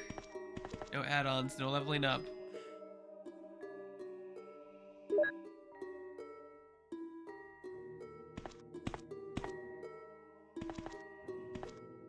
The dormitory key. You have so much ammo, David. You don't need that ammo. Leave that ammo. You don't need that. You don't need it. I don't. Yeah, you don't. I You're really like, nah, I don't need this. Like, nah. I'm just so good. damn good. I'm Jill. Yeah. Game's easy. Yeah. At this stage, the pistol is pretty much pointless. Yeah. I think that's why, because I have so much ammo, I think that's why I switched to the shotgun. Oh, here you go, TJ. You just see the sharks like flopping around, Yeah, and they you just don't have to flop deal with around. They them. don't do anything. They still hurt you if you walk near them. No, they just don't. thrash it. Don't Are you they? sure? I think they do contact damage to you if you go near them while they thrash. Oh, There's a ladder. Will you climb it? I guess. Love the ladder animation. The animation. You've seen the door. Here's a ladder against the black. In Resident Evil 2, there's a platform that goes from one floor to another, and it's just a dinky little red one-person platform. But the way they do the transition for it is they just show the platform without anyone on it, and then just slowly move it backwards in the black frame. Yeah. That's right. We haven't. The Requiem is the first time we'd seen Plant 42 since the first game, right, David? I think they've had a plant. I don't think they've had a plant monster. They've had plant creatures, sure, but not like that big monster thing. Oh, you're talking about the flower underneath the city. Yeah. Yeah. I knew what it was the second it grabbed the bus. I was like, yes, I know what that thing is. I sent David I want a medal. I want recognition that I knew what that was before anyone knew what it was. Wasn't it called like Plant 43 or something? Yeah, it had a different number. Yeah. For sure. Yeah, because they killed Plant 42. You can't just name another Plant 42. They should have called it just Plant 42 plus 1. Yeah. Yeah. I'm just glad that they left a convenient truck full of explosives right underneath it. That Right. was nice. Yeah. Right.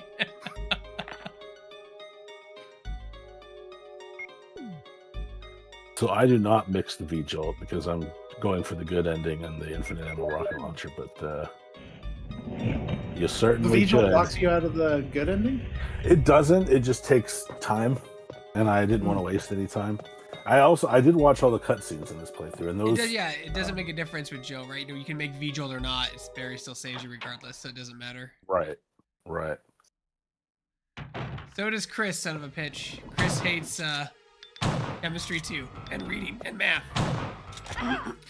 Yeah, that's the thing is as Jill, you literally do have to do the math to get because every chemical has like a certain number next to it, and you have to get numbers right to make V-Jolt. That's right. And it's a long process of mixing two items together a whole bunch, and then so I can understand why you would skip it if you were trying to play for time. Yeah, that's what I did. The Oh, original no, it's not R3 actually remake dead. is a What big. the hell is this? The hell is it? Jill! Barry, Jill, the absence of importance is hilarious. Yeah.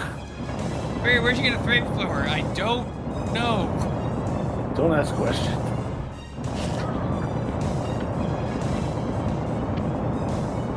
You guys can't hear it, but it was just Donovan. He just came and he went, Jill, Barry, what is this?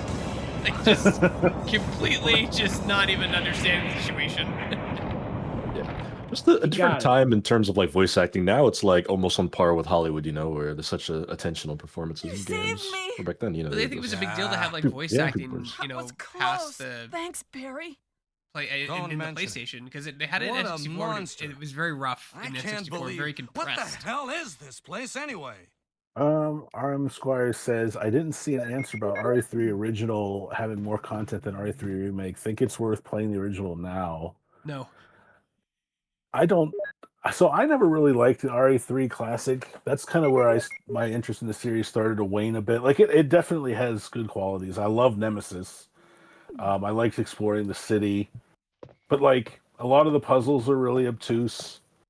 I hate the music puzzle. It's random every time, so you can't just like bulldoze through it.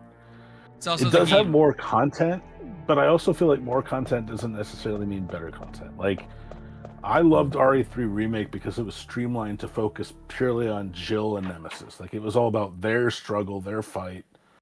And, you know, they cut stuff like the giant worm. They cut puzzles and stuff too, but I thought that was for the better. So is it worth playing? If you want your fix of classic Resident Evil, I'll say sure. Jill, but I think 2 and 1 are so better. you're saying- Especially 2. Like, of all the classic games, play 2. That's what I If you was really going want a to fix say. of that. Where Yeah, on earth 3 have you fell into been? that trap You that a lot disappeared of from the games hall all at of a that time sudden. I feel were falling into, I'm which like they sorry, just made it but I bigger for have no my reason. Like reasons. they would make it Perhaps bigger you and would guys make have it met them? longer. It Just was I all mean, I it was just could there was do so to much protect backtracking in myself 3. Like an against those obnoxious amount of strange backtracking. creatures. That's all I remember is going back and forth in Is that that game right? consistently more than any Anyway, Metroidvania ever it's good played. to see you're safe. Just back and forth, back and forth. Yeah. Jill, our first priority Which is to get I like out to an of here. extent because the locations in these classic games, especially Yes, 1 and you're 2, right. become characters. Like, you have to get to really know the mansion and get to really know the Now RPD. there are a lot of rooms Which is in that actually another mansion reason I didn't like that we 3. can't I get felt into like because like they're the locked up. idea of setting a I game have been mostly looking around outside for was clues. cool, but city Okay, streets and alleys and I'll go stuff to don't the really other have a house lot of and see if I can personality find to me. any clues. Not like Will interiors. you do that? Interiors. I'm It's the counting same on reason you. like I love Batman Arkham City, but Arkham Asylum is my favorite just because the Asylum had so much more personality in like every screen. Very tall ceilings. It's Very, very tall ceiling. You Yeah, can, if you've never no played it, you problem. should play it. They do some interesting things, but that's definitely when it was starting to show its age, especially on the PS1 hardware. Like you could definitely see graphically, it was like they were going as far as they could go with what the hardware was offering. Yes. Also, just like What's that, TJ? I think the set pieces with Nemesis are great, but like I would have liked more of a Mr. X, and I think I think a lot of people had that vibe, is that they were expecting Nemesis to be more like Mr. X, Mm-hmm. but the game just wasn't built that way. It was built like more of a less of an exploratory adventure and more of like a ride. Yeah, it was definitely like more of a thrill ride. It was supposed to be that. Mm-hmm. But I completely see where those people are coming from. Like Nemesis, I think one of the coolest things you can do in the remake is if you go inside one of the stores and you think like, oh, I'll wait for him to go away. He just stands outside the window staring at you like you've got to come out sometime. And I thought that was really, really like a badass kind of pose to strike. Son of a pitch in the chat. Pitch with a P says, J Vault, I hate chemistry. Yes, so does Chris This is Redfield. Jill. So do I. Brad, Yeah. it's broken. I think that Resident Evil 3, I think it suffered from coming right after Resident Evil 2 Remake, because Resident Evil 2 Remake is like still, in my opinion, the highest point of the series so far.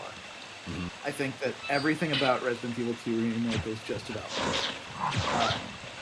And I think that the fact that you had Mr. X being such a notable threat in Resident Evil 2 made it hard for Nemesis to be the way he was in Resident Evil 3. Yeah.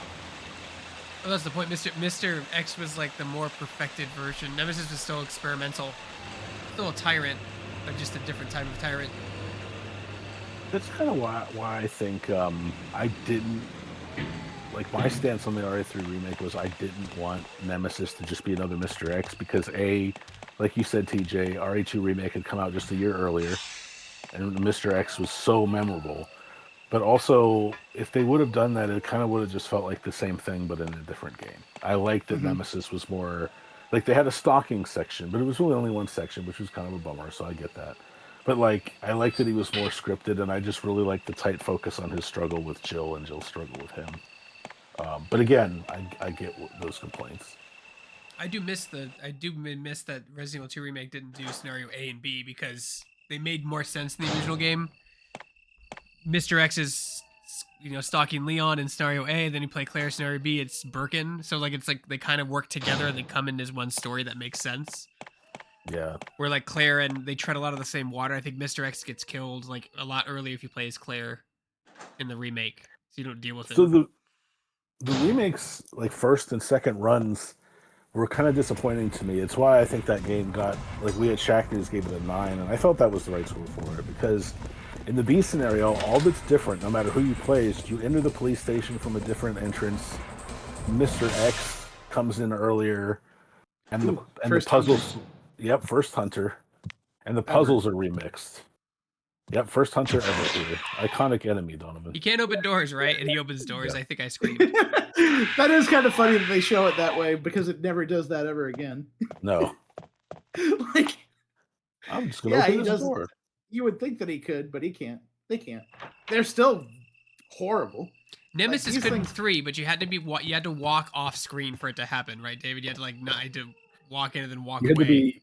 You had to be a screen away from the door, like you couldn't see it, and you would hear it open, and he'd come charging in. He'd go, and you're like, oh shit! He goes to the door. Yeah.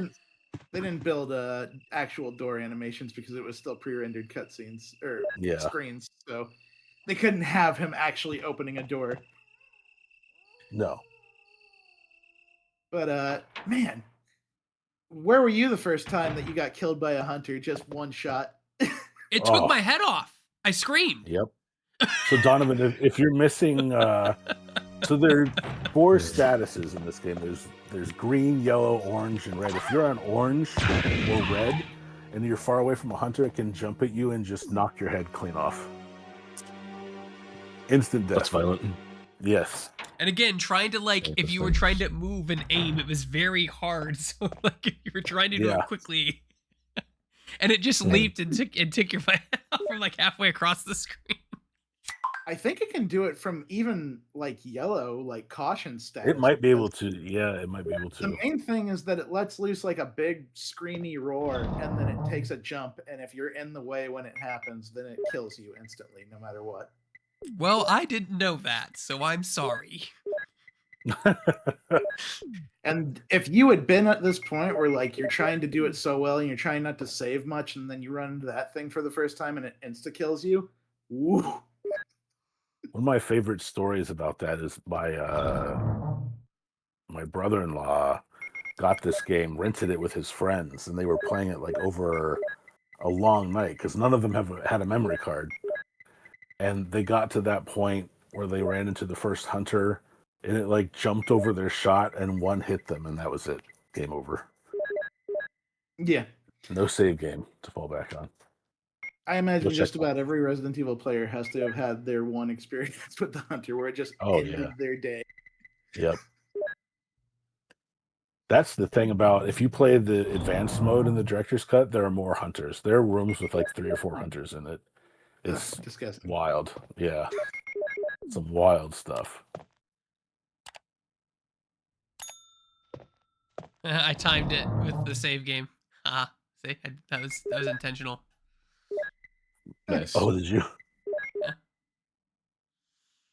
Well done.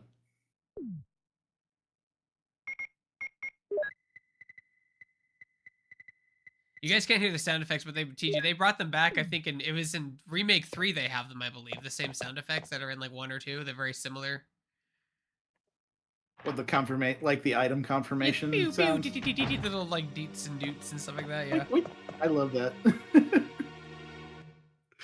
Although it's hard when they ever introduce a new mechanic in the remake after 3, like the dodge. It's hard to go to 4 remake and not have the dodge, but you have a parry. Then it's hard to go into Requiem without the dodge. It's weird. You get used to make a power gimmick mechanic that they don't bring back.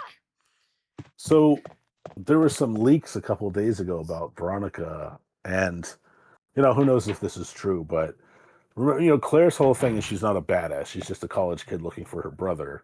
And I've heard she's going to have a dodge instead of a parry. I think a dodge would be pretty cool. I love the dodge in 3. Yeah, I mean, in the remake one, just specifically, I like that one a lot. I never got the hang of the dodge in the original one. It was confusing. It was a shove sometimes, and then it was a dodge sometimes. I wasn't really good at it. No, that was poorly implemented. Arm Squires wasn't a fan of the RE4 remake because it removed the kick mechanic. No, you just gotta shoot him in the knees. Yeah, shoot him in the knees and then you'll kick. Did you not see TJ's suplex run? He just did all suplexes all the time. You heard that? You just do that consistently. Donovan, I should have warned you. The snake is back. Yeah. Look, see, Yeah, look how luckily David it's like, moves. you know. Watch how he moves and aims. It's like, it's really. Oh shit! You almost Luckily, died it's like here, an David. old-timey 90s graphic snake. It's not the spider from like Resident Evil. Yeah. Stop playing that game. Yeah. I only brought one healing item. It's really bold.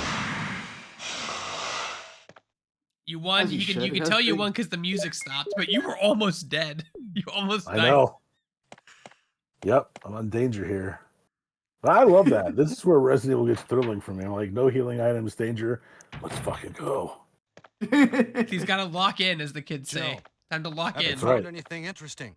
It's too dark to see anything in this hole. Yes, Jump in but anyways? I can't Sure. see very well. But I can't see very How well. about going down to check by yourself? How about I going have a down and rope checking here. by yourself? I have a rope Oh, here. do you? Here you go, Well, Greg. then I'll I have a try to rope go here. down Oh, using the do rope. you? Oh, do you? I'll go down Wait. using the rope. I'll try to go down using the rope.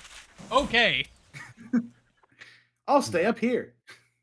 Yeah, again. Oh, there sorry, it is. Jill. I dropped the rope. Now this point is critical, Donovan, because this is so what happens is Hey, Barry what's drops going the rope. on? And Now I've done it. he says, just Sorry, give me a Jill. minute, I'll be right Wait. back. You can go on I'll without go him. and get another If rope. you do that, he will die later on. But if you can Barry? actually wait like a Barry? minute or two and he'll come back. And if you do that, that's part of what you need to do to get the good ending. It's a trust fall exercise. Yeah. Here I am feeling like how Jill's feeling. Like, come on, man. Just waiting. Yeah. I do like Throw her the idle rope animation back just up to tapping the him. gun. Yeah. Yeah. I can just throw the rope back up. Nope, that's not gonna work. No, it's Anyway, not see going to you work, later. Jill. I'm back. I did survive, Denny. It was a close thing. It was close. Hey! All Are I you could there, find was Jill? this tuft of barbed Grab the wire. rope. Yeah.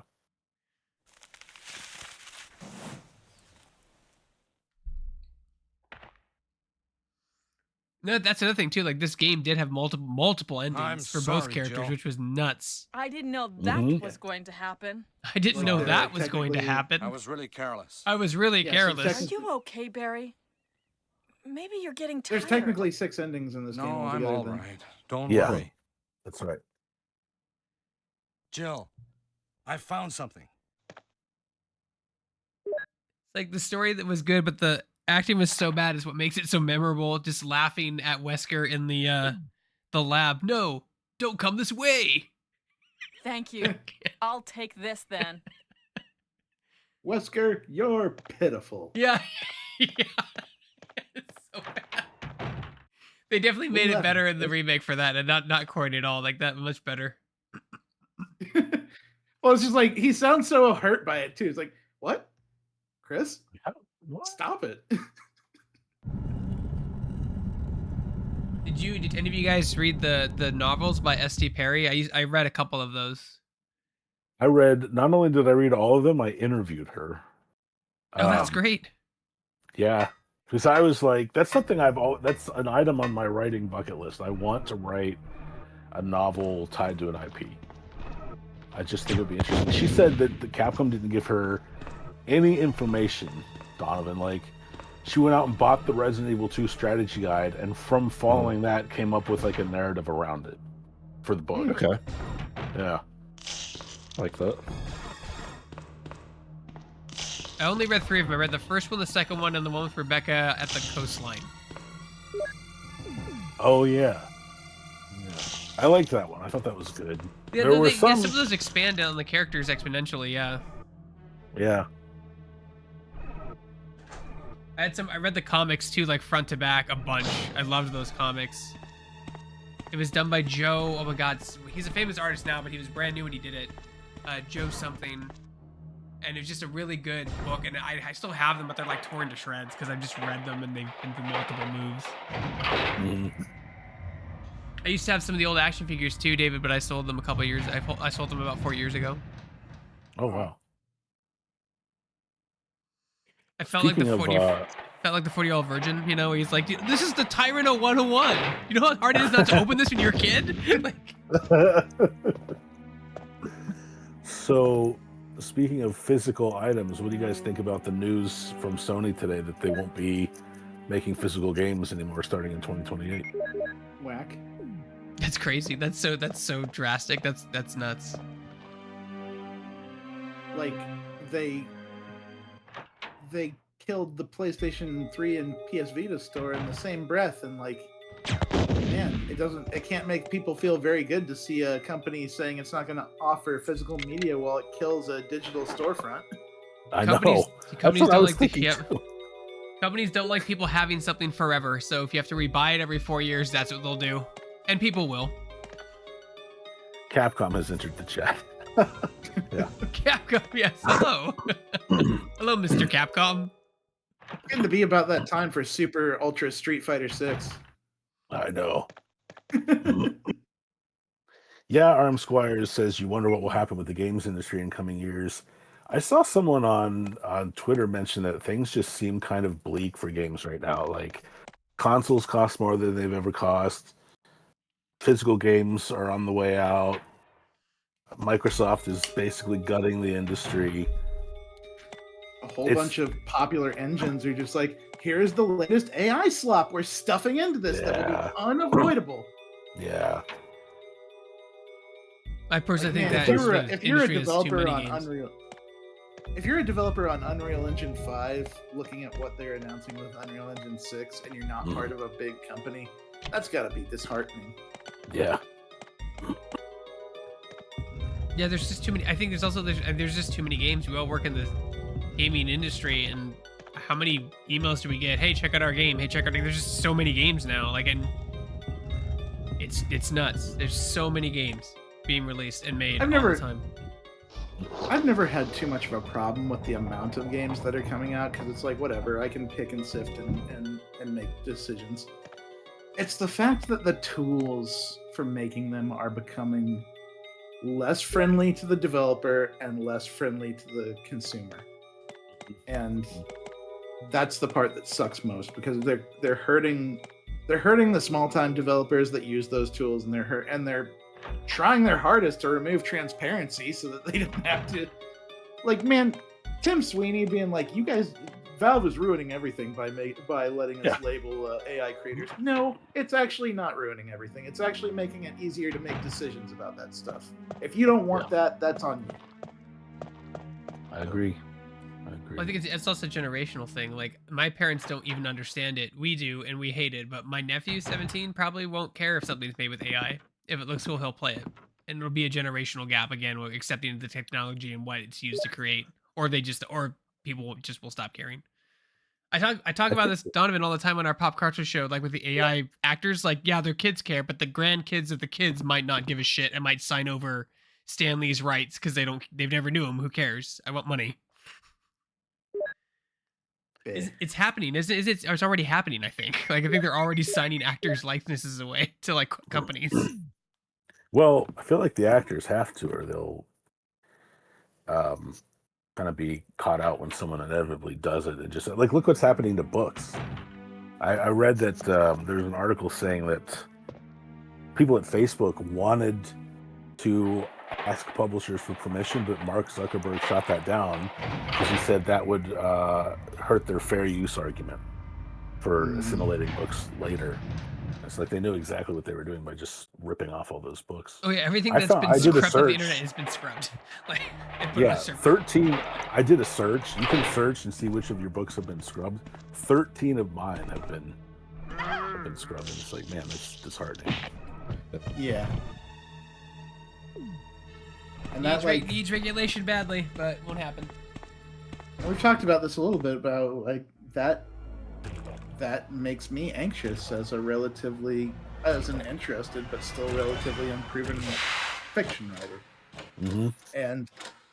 And I imagine it feels the same for game developers, like people that want to break into this industry but like see what's happening, and it just doesn't look like a fertile ground for new creators anymore. No, it doesn't. I like by the way, Don, if you ever watch David's character walk backwards, it's the same backwards animation whether there's an enemy there or not, right? Yeah. Oh yeah. Yeah. You went through the whole process of looping this guy around so you wouldn't even have to deal with him. Yep. He's actually a super zombie. He's the only zombie in the game that takes more hits than the others to put down, so I just avoid him. That's odd. What a weird place for him. You never need to go there again either for anything. No. Yeah, it's funny. He's a randomly powerful zombie than I do remember the zombie that took way more bullets than it really should. Mm-hmm. Like, I never really think about it as far as like it's the only one in this version of the game. I'm not really good at math, but that was definitely more than what I'm used to shooting at something. I remember my mind being blown when that elevator took me back to the hallway where I started. Yeah. I would draw maps for the second game, David, like routes in the maps go here, X can draw over here, and like, you know, because... Mm-hmm. Pen and paper, old school. Yep. That's how you had to do it. So many hunters. I know.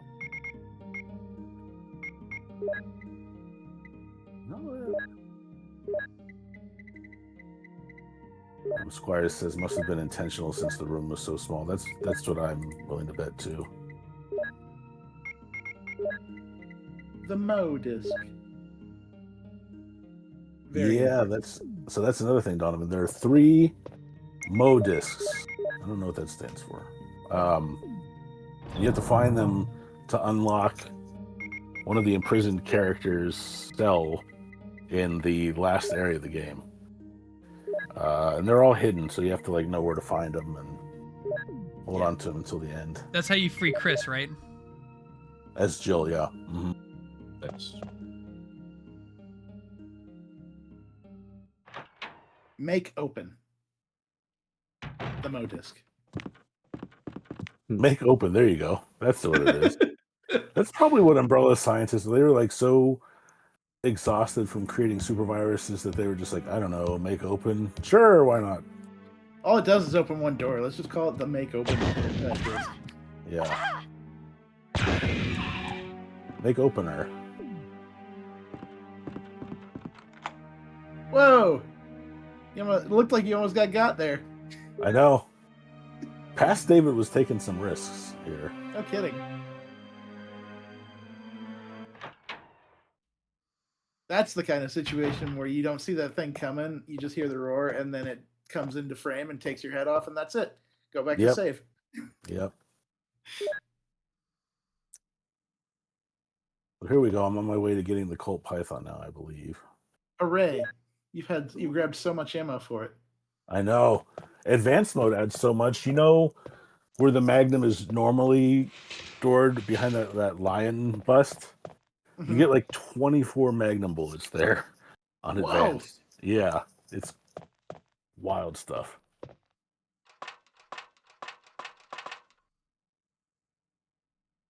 Yeah, you got to turn off this light in this room to see the jewel. Yeah.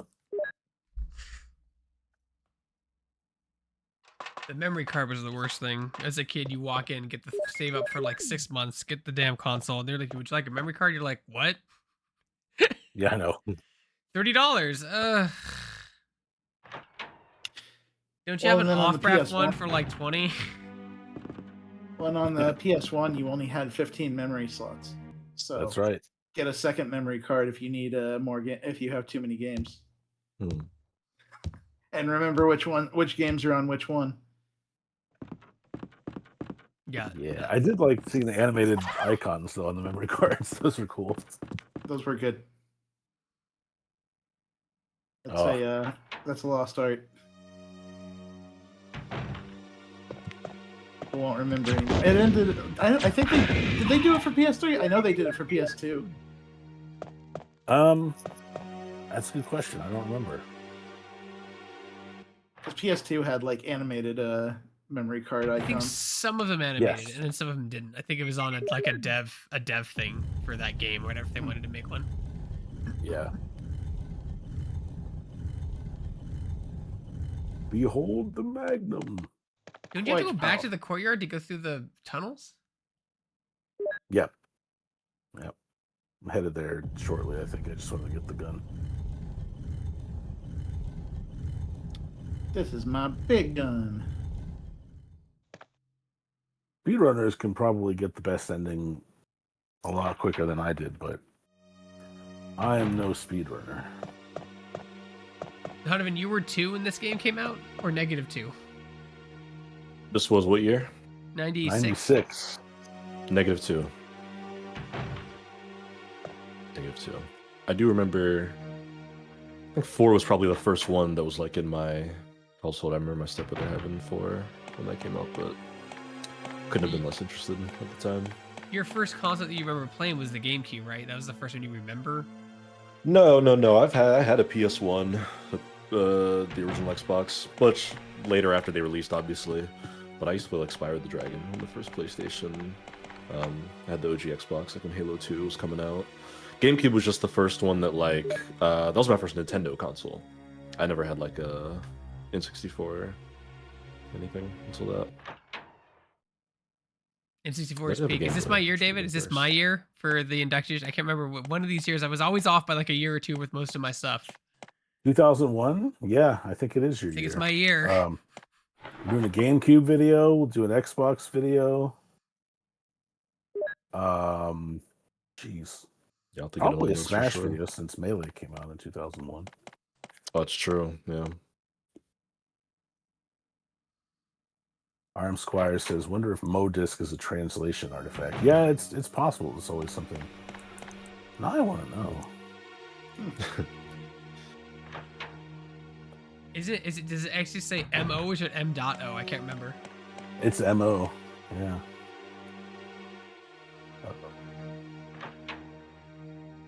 Magneto Optical. Oh. Oh, spiders! Yeah. Oh Jesus! You warned Donovan. Yeah. An ugly looking spider. My goodness.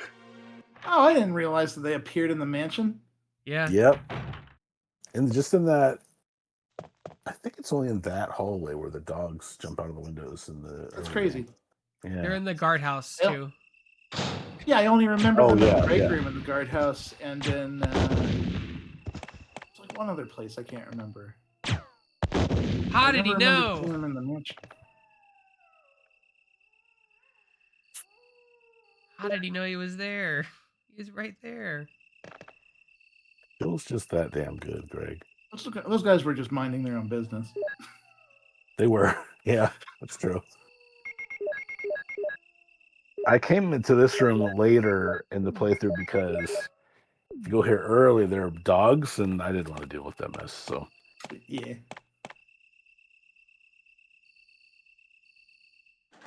With their nonsense. Whenever the dogs are like, if they're walking and you can get them before they start running, it's fine. If they're already running, it's just annoying. If you can kind of see Donovan, like the door thing is getting really annoying at this point because he has to go through so many of them so quickly in rapid succession. Door.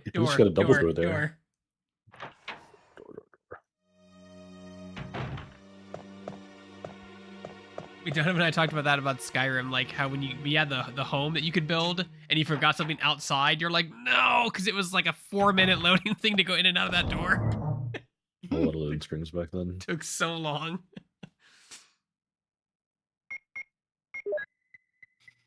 The funniest transition between like slow loading screens and fast loading screens is the helpful tips they would give you in between. Oh yeah, dealing damage makes you die. Those were fine back and then because what were you going to do for the next 2 minutes while you wait for the game to load? But nowadays, every game loads in a few seconds, and it's just like helpful tip: if you go to your save file and we're done. All right, next thing. Yeah.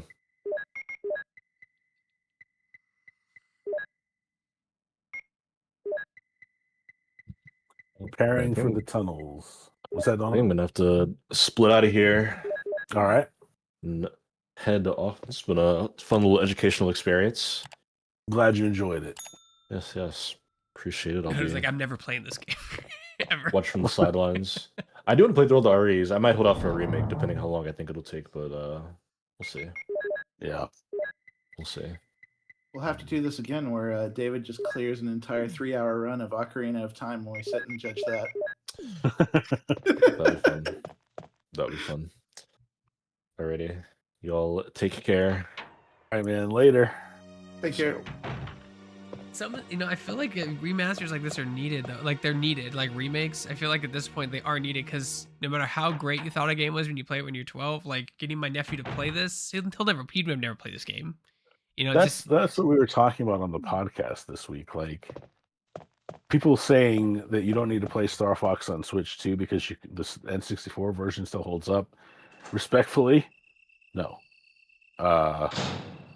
If you played that game, then you can play it warts and all. But younger generations aren't going to go load up the N64 app or buy one and play Star Fox 64. They're just not going to do that. Oh, you missed that. You were like, you're like, I'm going to get it. Watch midair, and you missed. Yeah, I knew what you're trying to do. I know. You're trying to be all cool. Trying and failing. No, yeah, you're right. It's nostalgia is a fickle thing. It really is. Like, even the voices, which I enjoy in the Star Fox, it's hard because you heard the compressed ones with terrible line delivery so much that they're just ingrained. Yep. So nothing's ever going to compare to that experience when you're 13. It's not. It's just different. I disagree to some extent, just because I'm happy to have a new thing in Star Fox finally. I don't care what form it took, because it took so long for it to happen that it's like, yes, I have good vibes about the original, but I can also still go play the original. But I also want new Star Fox things. Yep. And if this is the path that we have to take to get new Star Fox things, perfectly acceptable, because I would still enjoy the heck out of this thing. Sometimes a fresh coat of paint is needed. Like there's no denying it. You need a fresh coat of paint on things because things are just old. Things age. Mm-hmm. Yeah, and those people saying that like the original is still, there's like, yeah, but there's a lot of people like David said that don't want to. They don't want to play on an N64 controller. They don't want to play in old graphics. They want to play something new, and that's just the way it is. Yeah, it's a buzz thing too. Like if it's an old game that no one's talked about for decades, the kids aren't going to care about it. They what's around them and what they're talking about is what they're caring about. They don't care about a 30-year-old game. I can promise you they didn't give a shit about Star Fox until he was in the movie. I can tell you, no one was. Yeah. My kids' friends were talking about Star Fox. No one was looking for him in Mario Galaxy, the game, until the movie. Yeah. Arm Squires, thank you for the bits. Appreciate that. And if a remake is like enough removed from the original, it feels like playing a different game most of the time to me. It does. That's how I'm feeling about the Ocarina of Time remake. Like that's my favorite game of all time. I am thrilled that it's being remade, even though I could still go to the original and enjoy it because I've done it so many times. But take Donovan for example. He's not going to go play that game. He's going to wait for the remake and play a modern take on it. And I totally get that. Oh, see, right. You got the battery for the elevator to go the ramp, right? Yep. It's all coming back to me. And like if the Ocarina of Time remake was exactly like the original, I would be a little bit disappointed because I think that the original kind of aged like milk. I think it was great for what it was at the time, but I think that it has aged poorly. And I wouldn't want to do it that way again. If it, like, not the exact same way. Yeah. No, I get what you mean. I'm looking forward to seeing. I think it will be a pretty pure remake, but I'm very curious as to what they'll change because they're definitely going to change parts of it. But like, people forget that game kind of defined targeting in third-person games. Oh yeah, the Dark Souls targeting. Yeah. And if you need they had to tutorialize it, and I'm wondering how they'll approach that, for example, in the remake, because people know how to target now because of Ocarina of Time. Voice coming from this hole. So I'm curious to see how Let's go they'll together since it's dark and we can't see very well. Barry, in this tunnel on the other side of this door for no reason at all. Okay. Let's explore the tunnel together. Will you go with him? Are you all right? I can go first if you want me to. Like how Jill's like this is the point in the game where she's starting to be like, Barry. Okay, let's go, Barry. I'm depending on you. You better not point a gun at the back of my head later, Barry.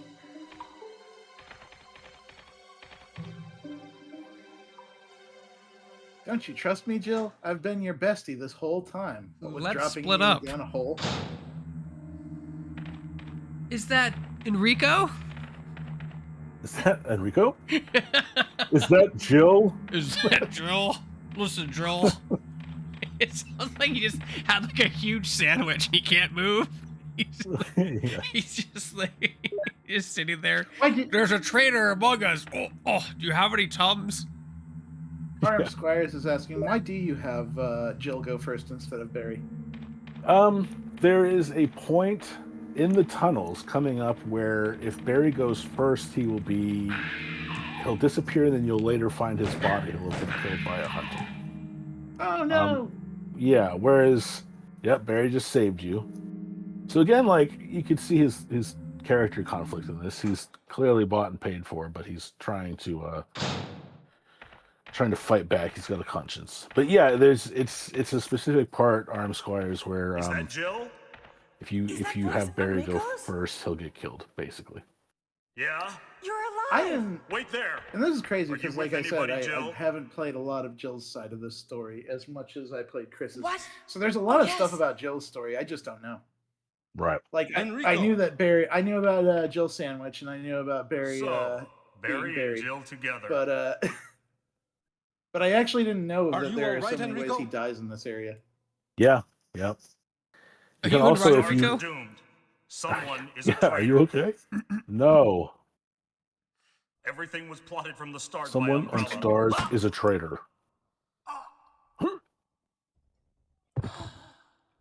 Dying. How did this guy get this far in? Dying. Everybody else was like, oh. Yeah. Here's Barry. He's going to do more investigating. The first time I played this game, Barry wasn't there because I think he died. David, I think he died early on. Yep. He doesn't definitely have get to to Enrico. appear. He doesn't have to appear in the tunnels. But I think if he doesn't, you'll encounter him again in the underground laboratory. And when Wesker tells him to beat it, he will, and then later you'll find his body in the laboratory. So yeah, there are a few ways he can die. At this Harry is investigating. Yeah, It looks is. like a bullet wound. Yeah. That's interesting because I really only know of the one way that Rebecca Chambers can die Mhm, outside of the mhm. times when you're controlling her. You know what's weird is I did a playthrough as Chris just before this, and I never encountered the point where Rebecca screams and you have to go to her.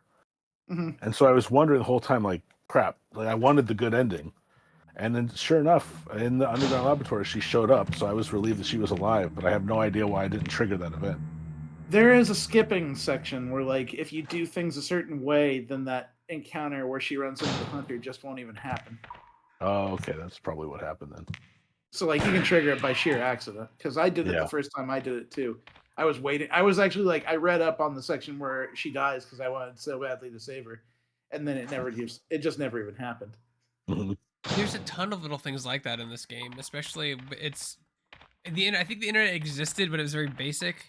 So like, if you and your friend were playing the same game, or you were reading a magazine and saw a picture of a character that was in a cutscene that you didn't see, it like opened up this whole like, wow, how did that happen? And generated a bunch of conversation and like replayability and like to try to get it through because it's. Games were a lot like, especially arcade games, they were a lot shorter, so they had to be a lot harder. Like now, games were becoming more like complex and interesting and longer and more expensive to make. And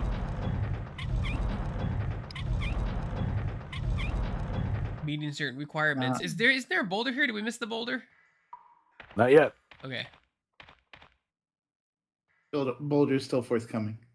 Yes. But no, I wasn't reading magazines. I was reading Game Facts with their ASCII typed little graphics of symbols.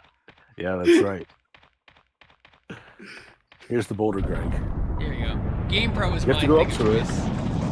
Oh, Game Pro, yeah. I liked that, and I had a Nintendo Power subscription when I was a kid. And I read Game Pro when my dad would buy it for me at the newsstands, but I also loved EGM.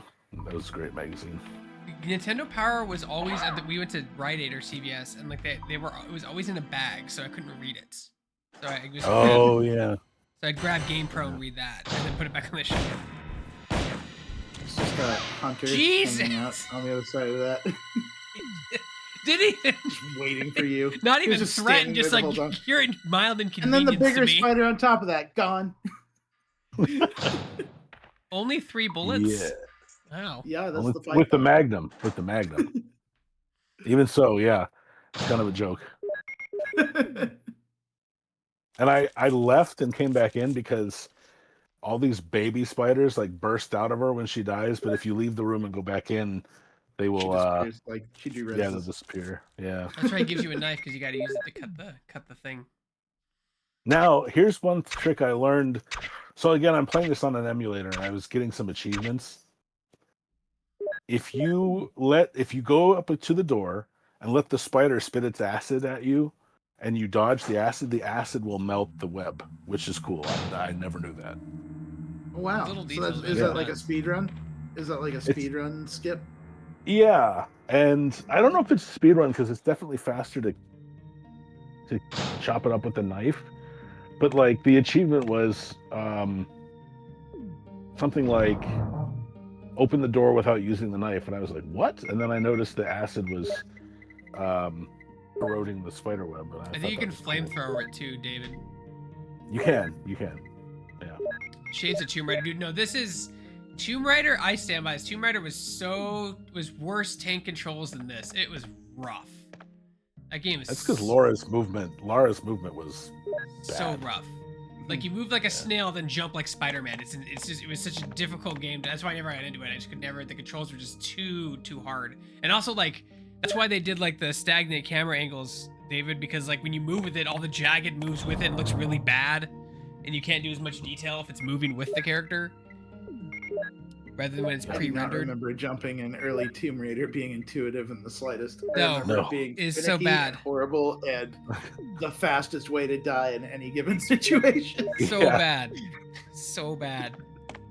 I remember playing it at my friend's house being like, this game is ass, because I couldn't kill a tiger. I was sidestepping and it was very weird. It's very weird. Have you game. ever tried to kill a tiger in real life? It's hard, Greg. But the I have to cover and the sidestep back when of the I fight box, tigers. TJ, it told me it was easy.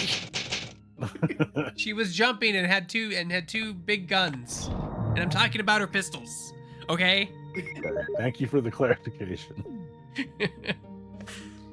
I do love that there was just a hunter sitting behind that boulder room. Yeah. He pushed right it. next to the door with the spider, just hanging out there. And I have to imagine the hunter was hanging out there because it didn't want to go back into the room with the spider. Right. Who would? More snakes. More snakes. Gotta have snakes. Where do they come from? Like they're just shooting out of the ceiling. I know. So we're approaching the location of the second Mo disc.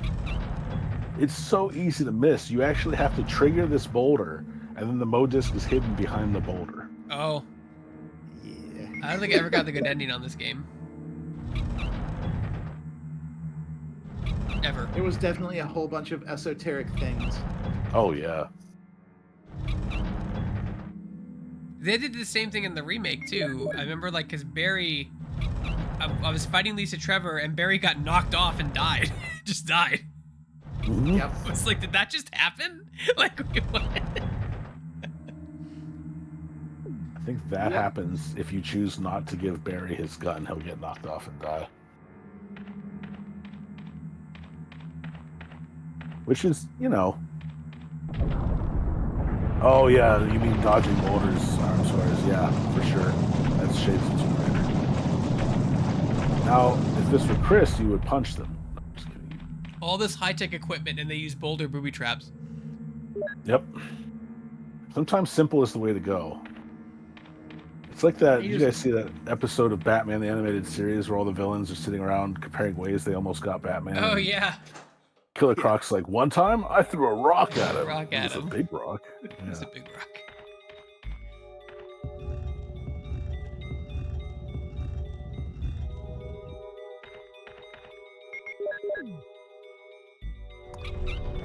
Scooting statues around. Oh god, yeah, that grid. you You're do. just tied to that grid. Can't do jumping or anything. Oh, the wall crank for the statue. I forgot about that. Yeah.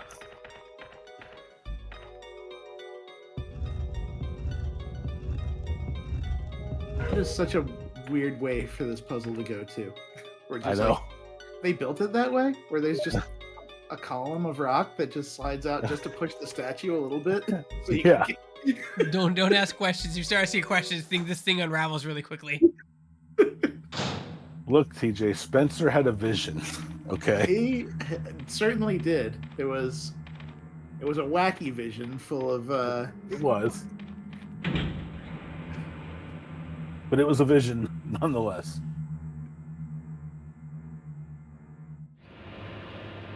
I don't want it to just be scientific and life-saving. I want it to also be fun. Yes. I want the staff to be completely flummoxed if they leave their ID card at home.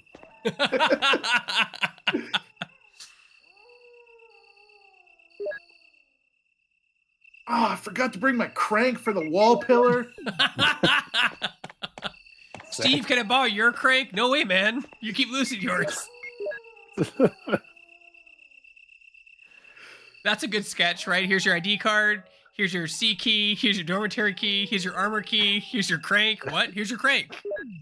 Here's your crank. Now that's the hexagon crank, not the square crank. You'll find that later. Yeah. Here's your diary. Writing it every day. You're writing it every day. Yeah. Yeah. You'll find like ammo throughout the house. Just don't touch it. It's just there just in case something happens, so it's easily accessible.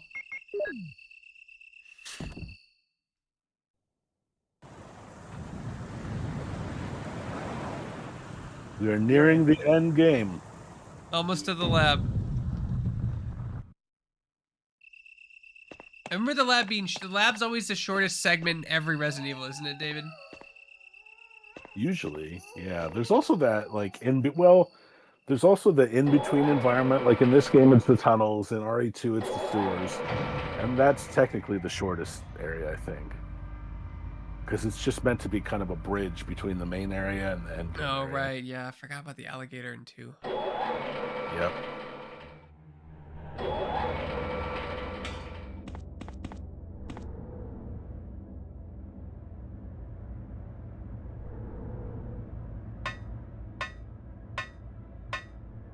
Would you say Resident Evil 4 has one of those?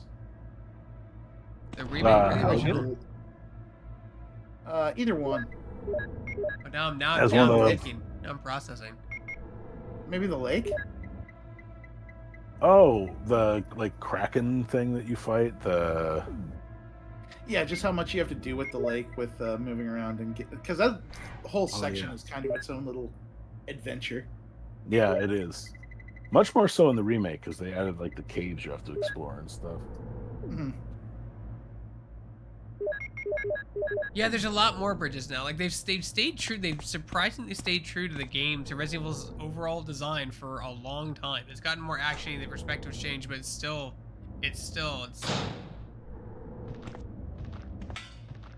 I can't think of anything else. It's pretty mainstream now. There's not like many shorter sections. I did think that Requiem, it's a great game. Requiem, the only thing is that I feel like it had less environments than past Resident Evil games. I feel there was only like 3 environments: the mansion, the Raccoon City, and the lab. I really liked the facility at the beginning, the mansion type environment. The medical facility is great. Yeah. But like in I like pretty much 4, every... you have like the Yeah. you have the castle, you have the village, then you have the castle, and then there's like 8 different subsections of the castle, like the clock tower. I feel like and then there's then you go through like the village again. Like I don't know, they do it it's very cleverly designed. Yeah.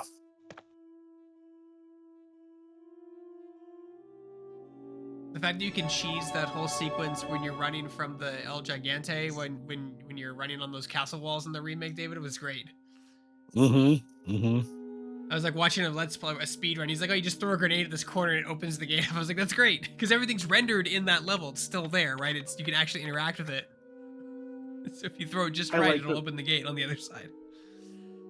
I like that they do this little bit where they actually show your hands and everything on the computer screen. Just take Yeah.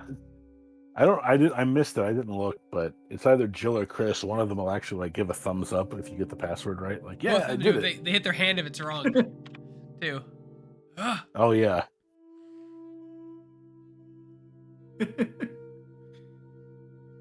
Yeah. Yeah.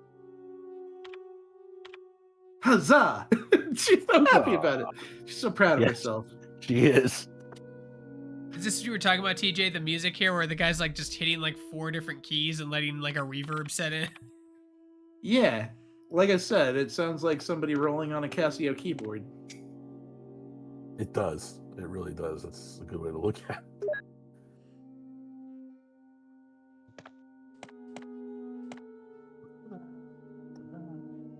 The slides. The slides that reveal the truth about Wesker. Yeah. I think I look at those in this. The naked zombies. Gross.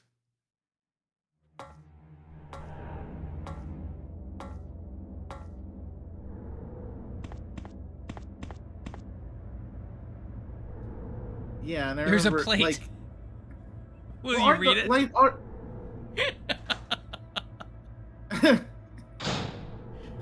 visual data room.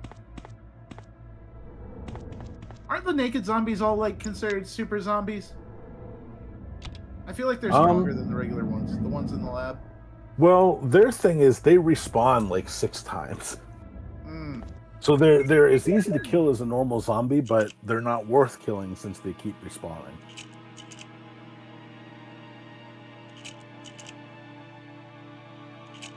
Yeah, that's right, because in the remake they made them like super hard to kill unless you had acid rounds.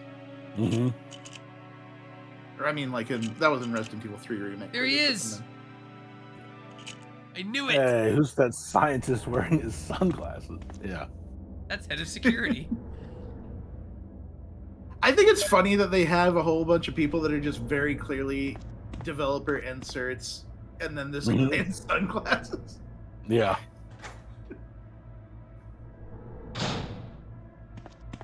Very inconspicuous, Wesker.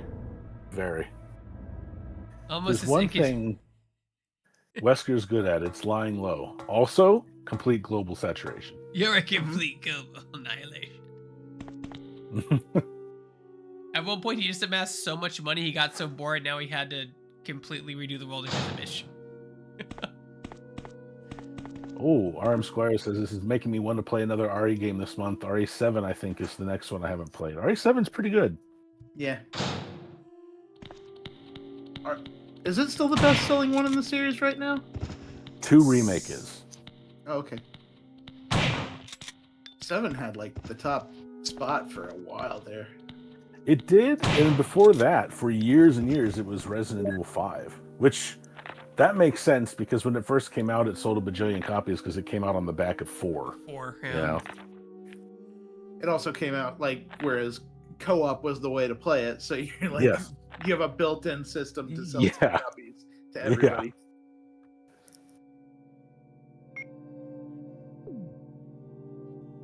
7 was great until I got to the ship. That part dragged on way too long.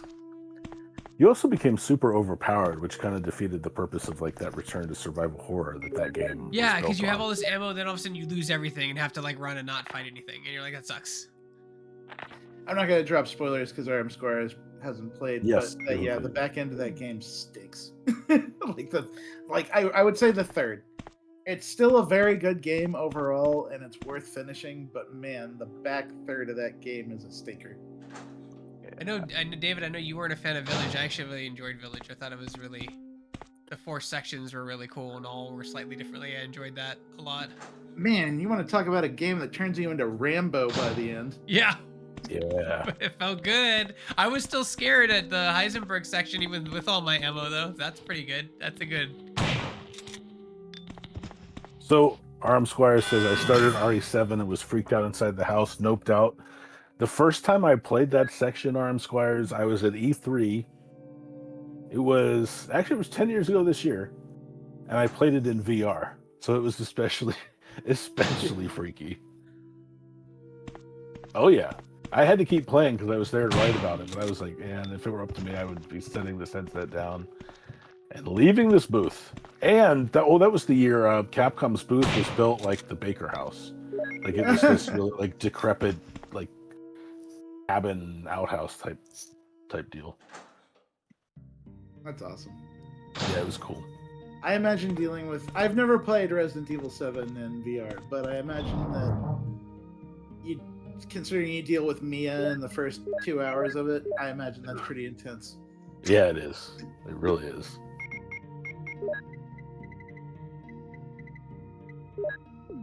Yeah, RM Squares, you're in for a treat with RE7. We're sorry in advance That about house Ethan is Winters. also. Sorry in advance about Ethan Winters and his lack of personality. Oh, yeah. Oh my god. You know what's bad with Chris? He's manageable in RE7, and in Resident Evil 8, man, he is just like. That's when I realized, cut yeah. off and he's still throwing out lines like, "What the heck is going on?" They did Redfield. They did Chris dirty in 8 because he's just like, I don't have time to explain what I'm doing, the crazy things that I'm doing. Like, dude, you have plenty of time to explain. You're standing there staring at me. Just explain. Yeah. They're like, oh, he's a villain now. I'm like, no, he's just being quiet because exposition. Yep. That's what I mean. Like Chris tends to appear in really lame games. Yeah. Like, I love RA5 for the gameplay. The story, I think, is kind of a mess. They don't do anything with Sheva. Poor Sheva's just there to be an exposition receptacle for Chris. Yeah. Like, Sheva's cool. Like, she's this, like, 19-year-old, 20-year-old wonderkin who's, like, super, like, moving through the ranks of the BSAA super fast, but you don't learn anything else about her. So that's why I hope if they remake 5, they do something cool with Sheva. Because she's going to deserve some kind of shine. That was Las Plagas in 5, right? It was like it was an evolution of Las Plagas. Yeah. Because the 4, it was just some like crazy like cults and like guy that got it, and then in 5 it was like a company trying to refine it again, right? Like Umbrella found out what it was, or Ada sold it to somebody. So the reason in 4 it was Las Plagas. The reason they kidnapped Ashley was they wanted to plant it in her and then send her back to the U.S. Yeah. And start an outbreak of within the government and like take over. Yeah. I hated this part of the game. This terrified me. Those little Cerberus things, insect creatures, whatever they are. You get a better look at them in the remake, what they are supposed to look like.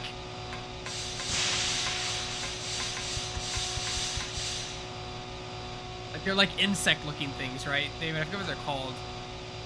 These guys? Chimera. Chimera. Yeah, that's what they are. Yeah. Is that right, TJ? I think it's Chimera. That sounds right. I was actually going to ask because I don't remember if the monster compendium had these guys. No, the slideshow did not have them. So it's like you see that slideshow and all these critters, and then you run into a creature that you just haven't even seen before. Yeah. David's this section. responding to a Slack message, and then he goes. Oh yeah, probably. Standing there like, huh? This room has the only box puzzle that's actually difficult because, like, if you're even 1 pixel off from covering the vents, then you'll fail and the room will fill with poison gas. Yeah. You also have to, like, maneuver the stairs in a certain way, and yeah, this puzzle's annoying. Oh my god. Yeah, I didn't even remember this one. Most people, I mean, it's easy to skip because it's the only reason you do this. Like, there's more Magnum ammo in the next room, but there's also another Modisc reader, the third and final one. Man, they made you work for it in this one. They really did. You can like miss it too, like not just the ammo disc, but just where Chris is. I remember it being like off the beaten path, like not normally easy to find. Yep. Yeah, Armed Squares, this section is pretty different in the remake. You got that room with like the shelves that you have to move around and stuff. Oh yeah, the freezer, like it's done a lot better. It's done a lot better. They got a lot. The games got a lot scarier in the remakes. Like there were some things you just weren't scared of in like some of those sections. What was the trigger for the gas? Button. The giant red button. Yeah, and if you even like, you didn't have to manually activate it. If you even walked over it, you'd trigger it. So you had to be really careful. Oh, yeah, I see. Okay. What a ridiculous puzzle. I know it. It's not even like really hard to solve. It's just cumbersome and easy to make that little mistake. Yep.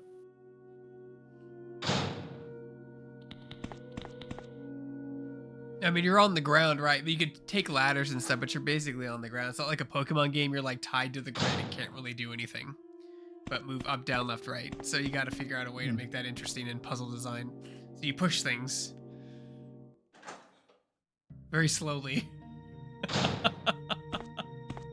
Like those goddamn blocks in Ocarina of Time, David. Yep. No grab, no push, grab, no stop. Trying to grab you.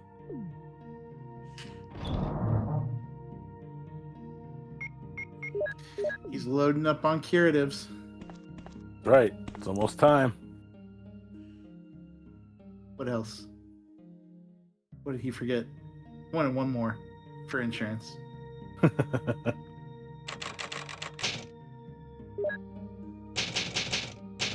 That's your last save, right? Or you're allowed one more for S rank? In this game, saves don't matter. Really? Really.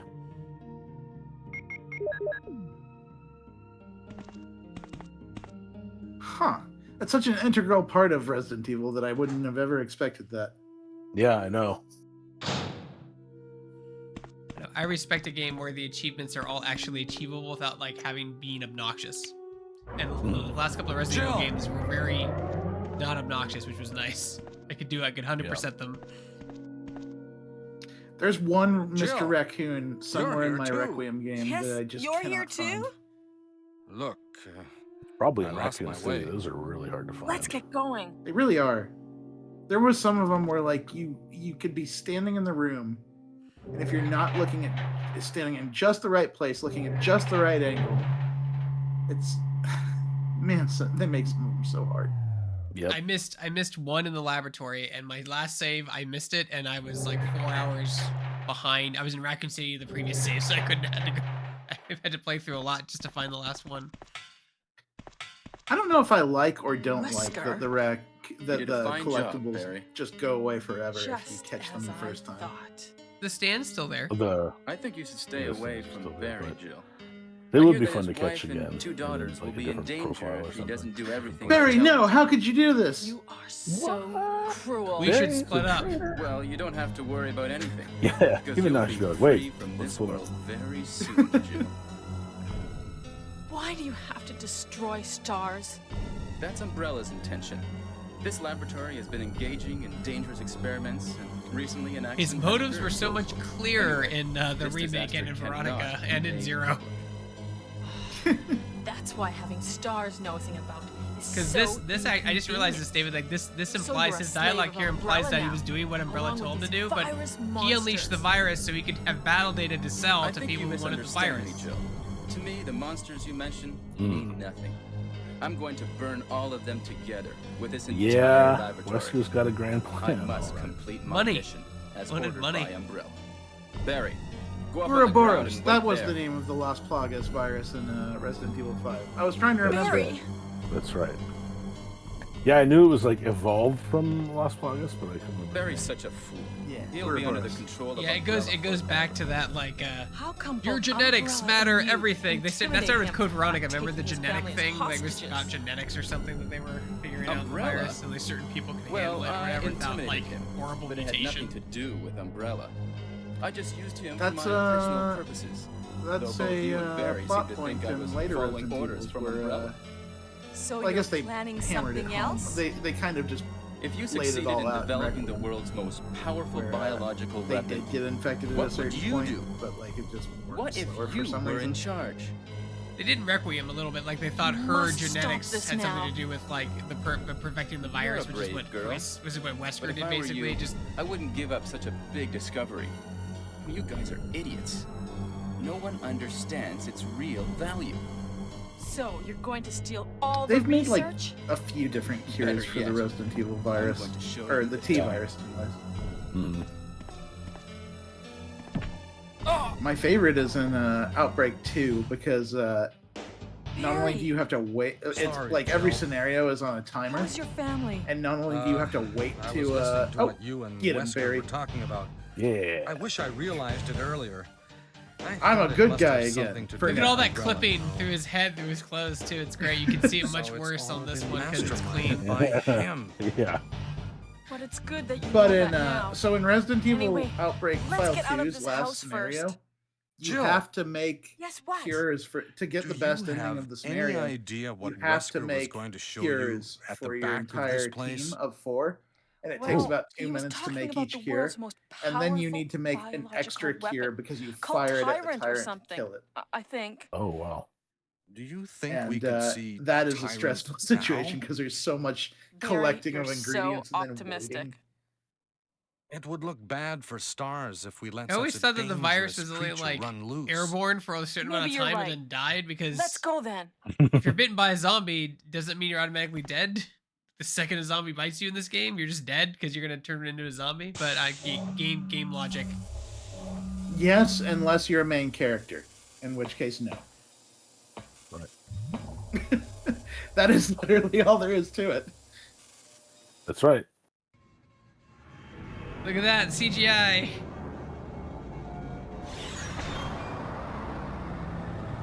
Yeah. Barry's like, what are you looking at? Oh! Yeah. He's like, oh, I see. I see it now. I always thought that was his heart on his chest, but it's actually a tumor. Can a creature like this really be the Is it? ultimate biological weapon? They It call it sure a works tumor. like a heart, Wesker and it is sure a kills him if crazy you man. blow it up. Sure Tyrant does. is not completely developed. Hold on, Joe. Let me just But press we some can't let buttons it here. live. Yeah, that's one of my favorite tropes in video games. Like everyone That just must knows be how to use the computer from systems, monitoring this no creature. matter where they are. Okay, well, like, why are you touching it? Why is he going over there? You don't need to touch it. What do you? I'm just gonna try defragmenting really quick. Why would he? Who designed this system? I just want to see if they have spider solitaire. Yeah, seriously. Oh, that's to release the monster boat. But it's cool Whoops. because David, you can see like the like where Mr. X comes from this, where Nemesis comes from this. Like it all they all keep that in the lore pretty tight. Yep. You drained You my can't tube of control what Mountain it Dew. does. Now die. Now die.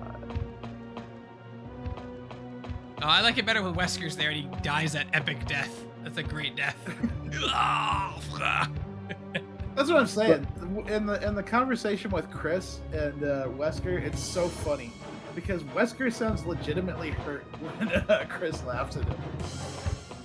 Yeah. He's like, "This is my greatest creation, Tyrant," and Chris is like, and Wesker's like, "What, Chris? Stop it!" Stop laughing at me. I think this is the canonical ending too, like at least for like, cause Barry gets knocked Barry? unconscious but Yeah. survives, and then Barry? Wesker dies, setting off the self-destruct sequence, and you can go find his body, You're but he alive. gets up in the Code Veronica like diary or whatever. He I'm escapes. really embarrassed. Well, was Barry is clumsy. also in Resident Evil Revelations 2. Yeah, Let's get going. it's the only I really other game wish they he's would in, use- right? Is it? That's the only other Yes. game he's ever been in, other than the ending of 3. They do need to give him another game at some point. At the very least, they need to bring him back in some capacity because it's kind of a bummer that they just What use him happened in to Resident Wesker? Evil Revelations 2 and that's it. Yeah. He's in Resident Evil Gaiden, like the Game Boy game. The game Oh, where Kelly- right. Yeah. Wesker must have set it off. You can go find Wesker's There's not body much too. time I've done left that. for I us. went to the thing and I found his body killed by the Chimera. He's just dead on the floor. Because I think you find that button too, David. It's like, it's a self-destruct button. I probably shouldn't press it now. Probably not.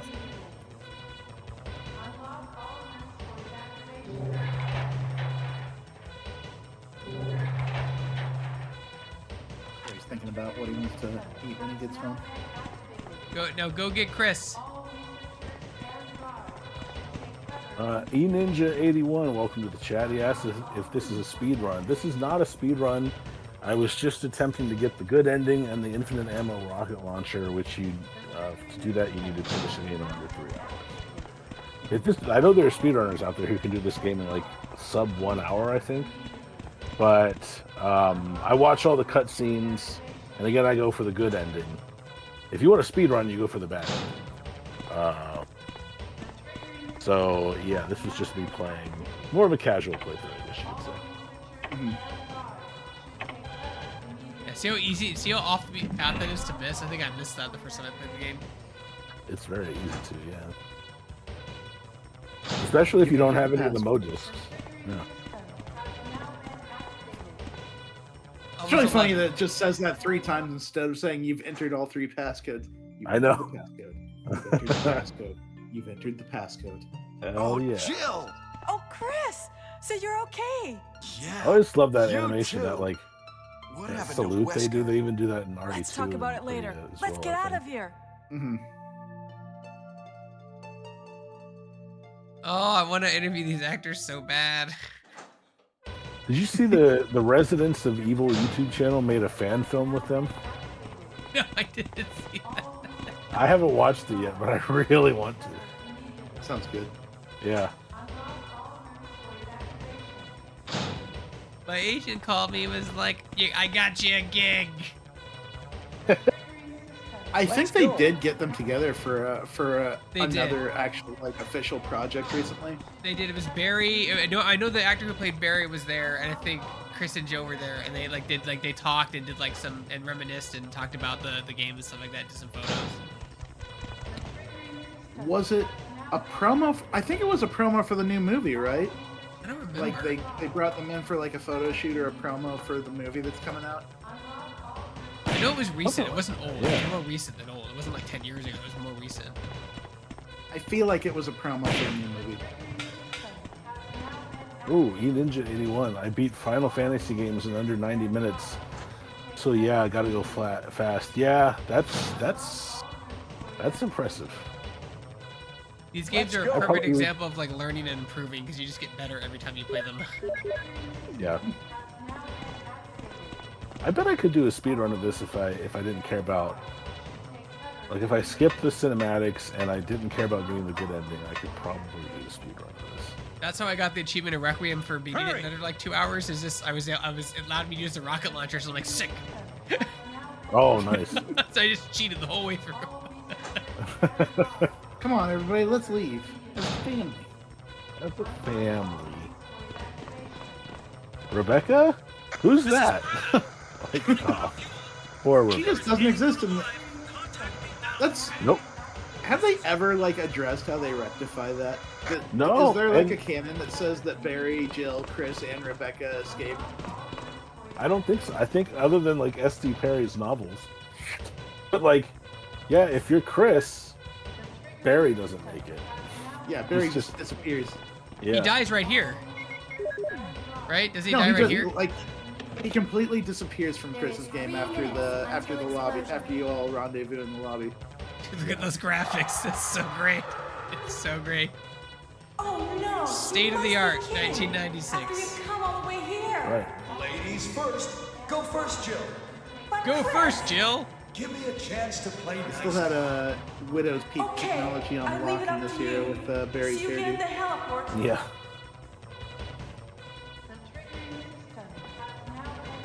There's that same wave animation they always do.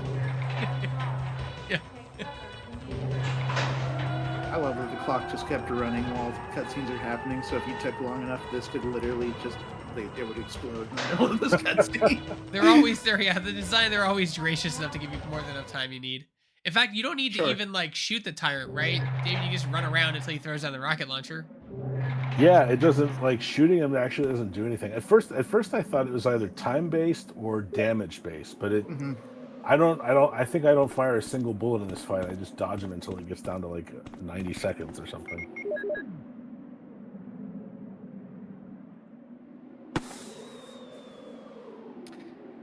We always had really cool 4th of Julys at my house, and I remember thinking to myself when I saw this, I want a box of flares that just open up and shoot into the sky. Heck yeah.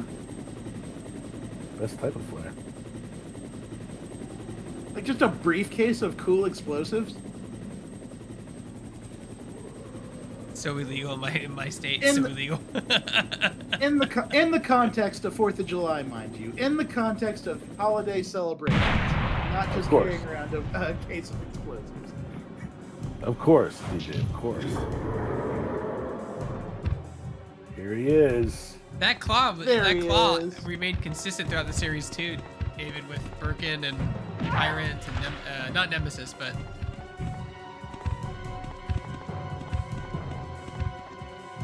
whoa, whoa. The ultimate life form can turn on a dime. No, he can't. Oh. So the trick here, which I keep fudging, is you have to, when he goes like that, he's getting ready to run at you. You have to just stay on his right side, and he'll miss. He'll just completely miss. There you But go. I keep messing it up. That was, he went around you like 4 times and then slashed. Yeah. Okay, it's down to, I think it's like 30 seconds when Brad drops the rocket launcher. Remember, he was so badly compressed on the PS version you couldn't hear what he was saying. He was like, Jill, use something to do this or whatever, or something. You can't hear because he's like through a megaphone. What if they cleaned it up in your emulator? Peg there. Come on, Brad. Brad's taking his time. You don't know how hard it is to pilot a helicopter and also go into the back of it and drop a rocket launcher box. Fair. You're an Amazon, Jill. That's what it sounds like he's saying, but I can't. It's so modulated, I can't hear what he's. He said, use this to control the monster, or to destroy the monster. Something. You're an Amazon, Jill, is what it sounded like he said. Your Amazon delivery, Jill. Yeah, right. Yeah. Use Prime to.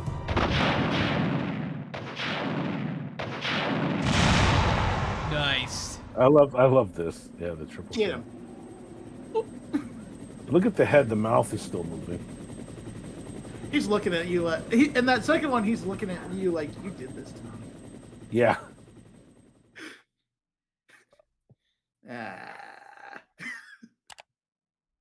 Make sure you mash that subscribe button. Mash it. I want you to break your keyboard. Palm it. Palm the whole keyboard.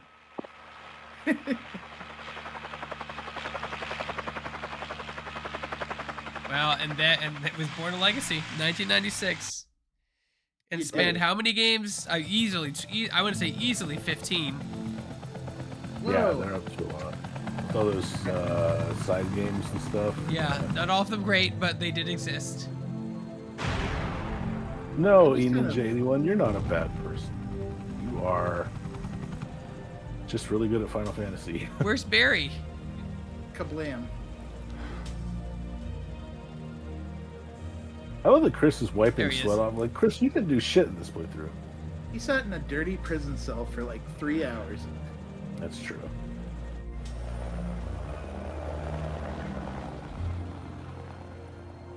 Isn't there? Yeah, There's I love another ending where Barry. you don't even activate the self-destruct mechanism. This mansion's just still there. Right. And you don't fight the tyrant on the heliport either. I think that's the bad ending. Yeah. I've never played the bad. They don't even have their Tyrant last just doesn't names. come It out. just says Jason. Did you see that? Yeah. Wait, Gregory. terrible. Hold on.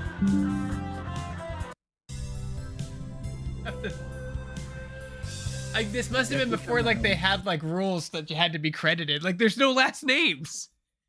I know. Where's their Charlie. Gregory, Linda? These are just, or maybe they just found actors that only had first names.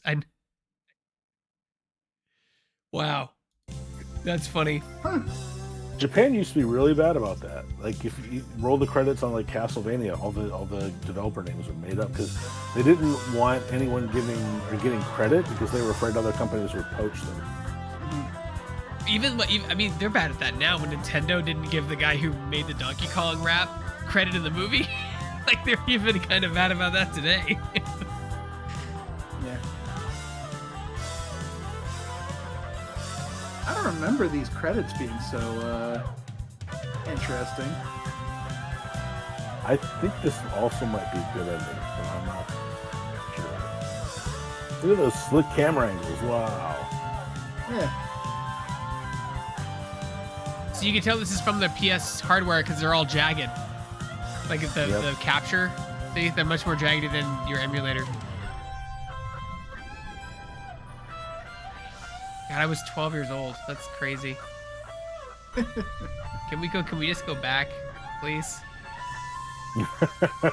God, I'd love to be working in the .com boom. Oh my God, so good. So much growth. So much opportunity.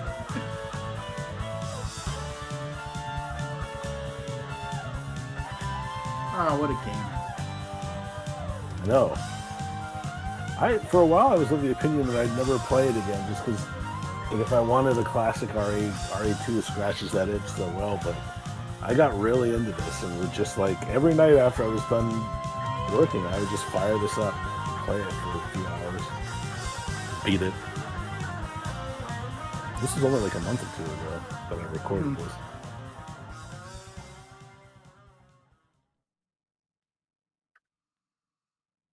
Where's your rank? Kaboom. My rank is, I think that's rank. No, I think it gives you a rank, does it? No, it doesn't. That's 2 started that, I think. There's your alternate costume. Nice. Yeah. And that will conclude our playthrough. Find parentheses closet. Yeah, no, I love that. Well, everyone, thanks for joining us, hanging out, watching. This was fun. Yeah, no, it's awesome to relive that again, and you beat it really quickly. It would take me forever to beat this game, so. So many memories. Yeah, I know. Good stuff. We'll have to do it a couple years for Resident Evil 2. That'll be fun. I was serious about you beating Ocarina in time in under 3 hours, and then let's Oh do boy, that. I'll have to Can glitch you the do hell out of that game. Probably with glitches. I am going to be streaming in the remake. I'm going to stream the 3-heart challenge, which I've never done. Oh, nice. Oh, damn. Yeah. Okay. Practice makes perfect. Yep, that's the plan. That was fun. Happy I'm gonna 30th use birthday, fairies, Capcom. And Resident Evil. Capcom's older than that, but. Yeah, thank you to RM Squires, Enan J81, everyone else who joined us. We will catch you in the next stream.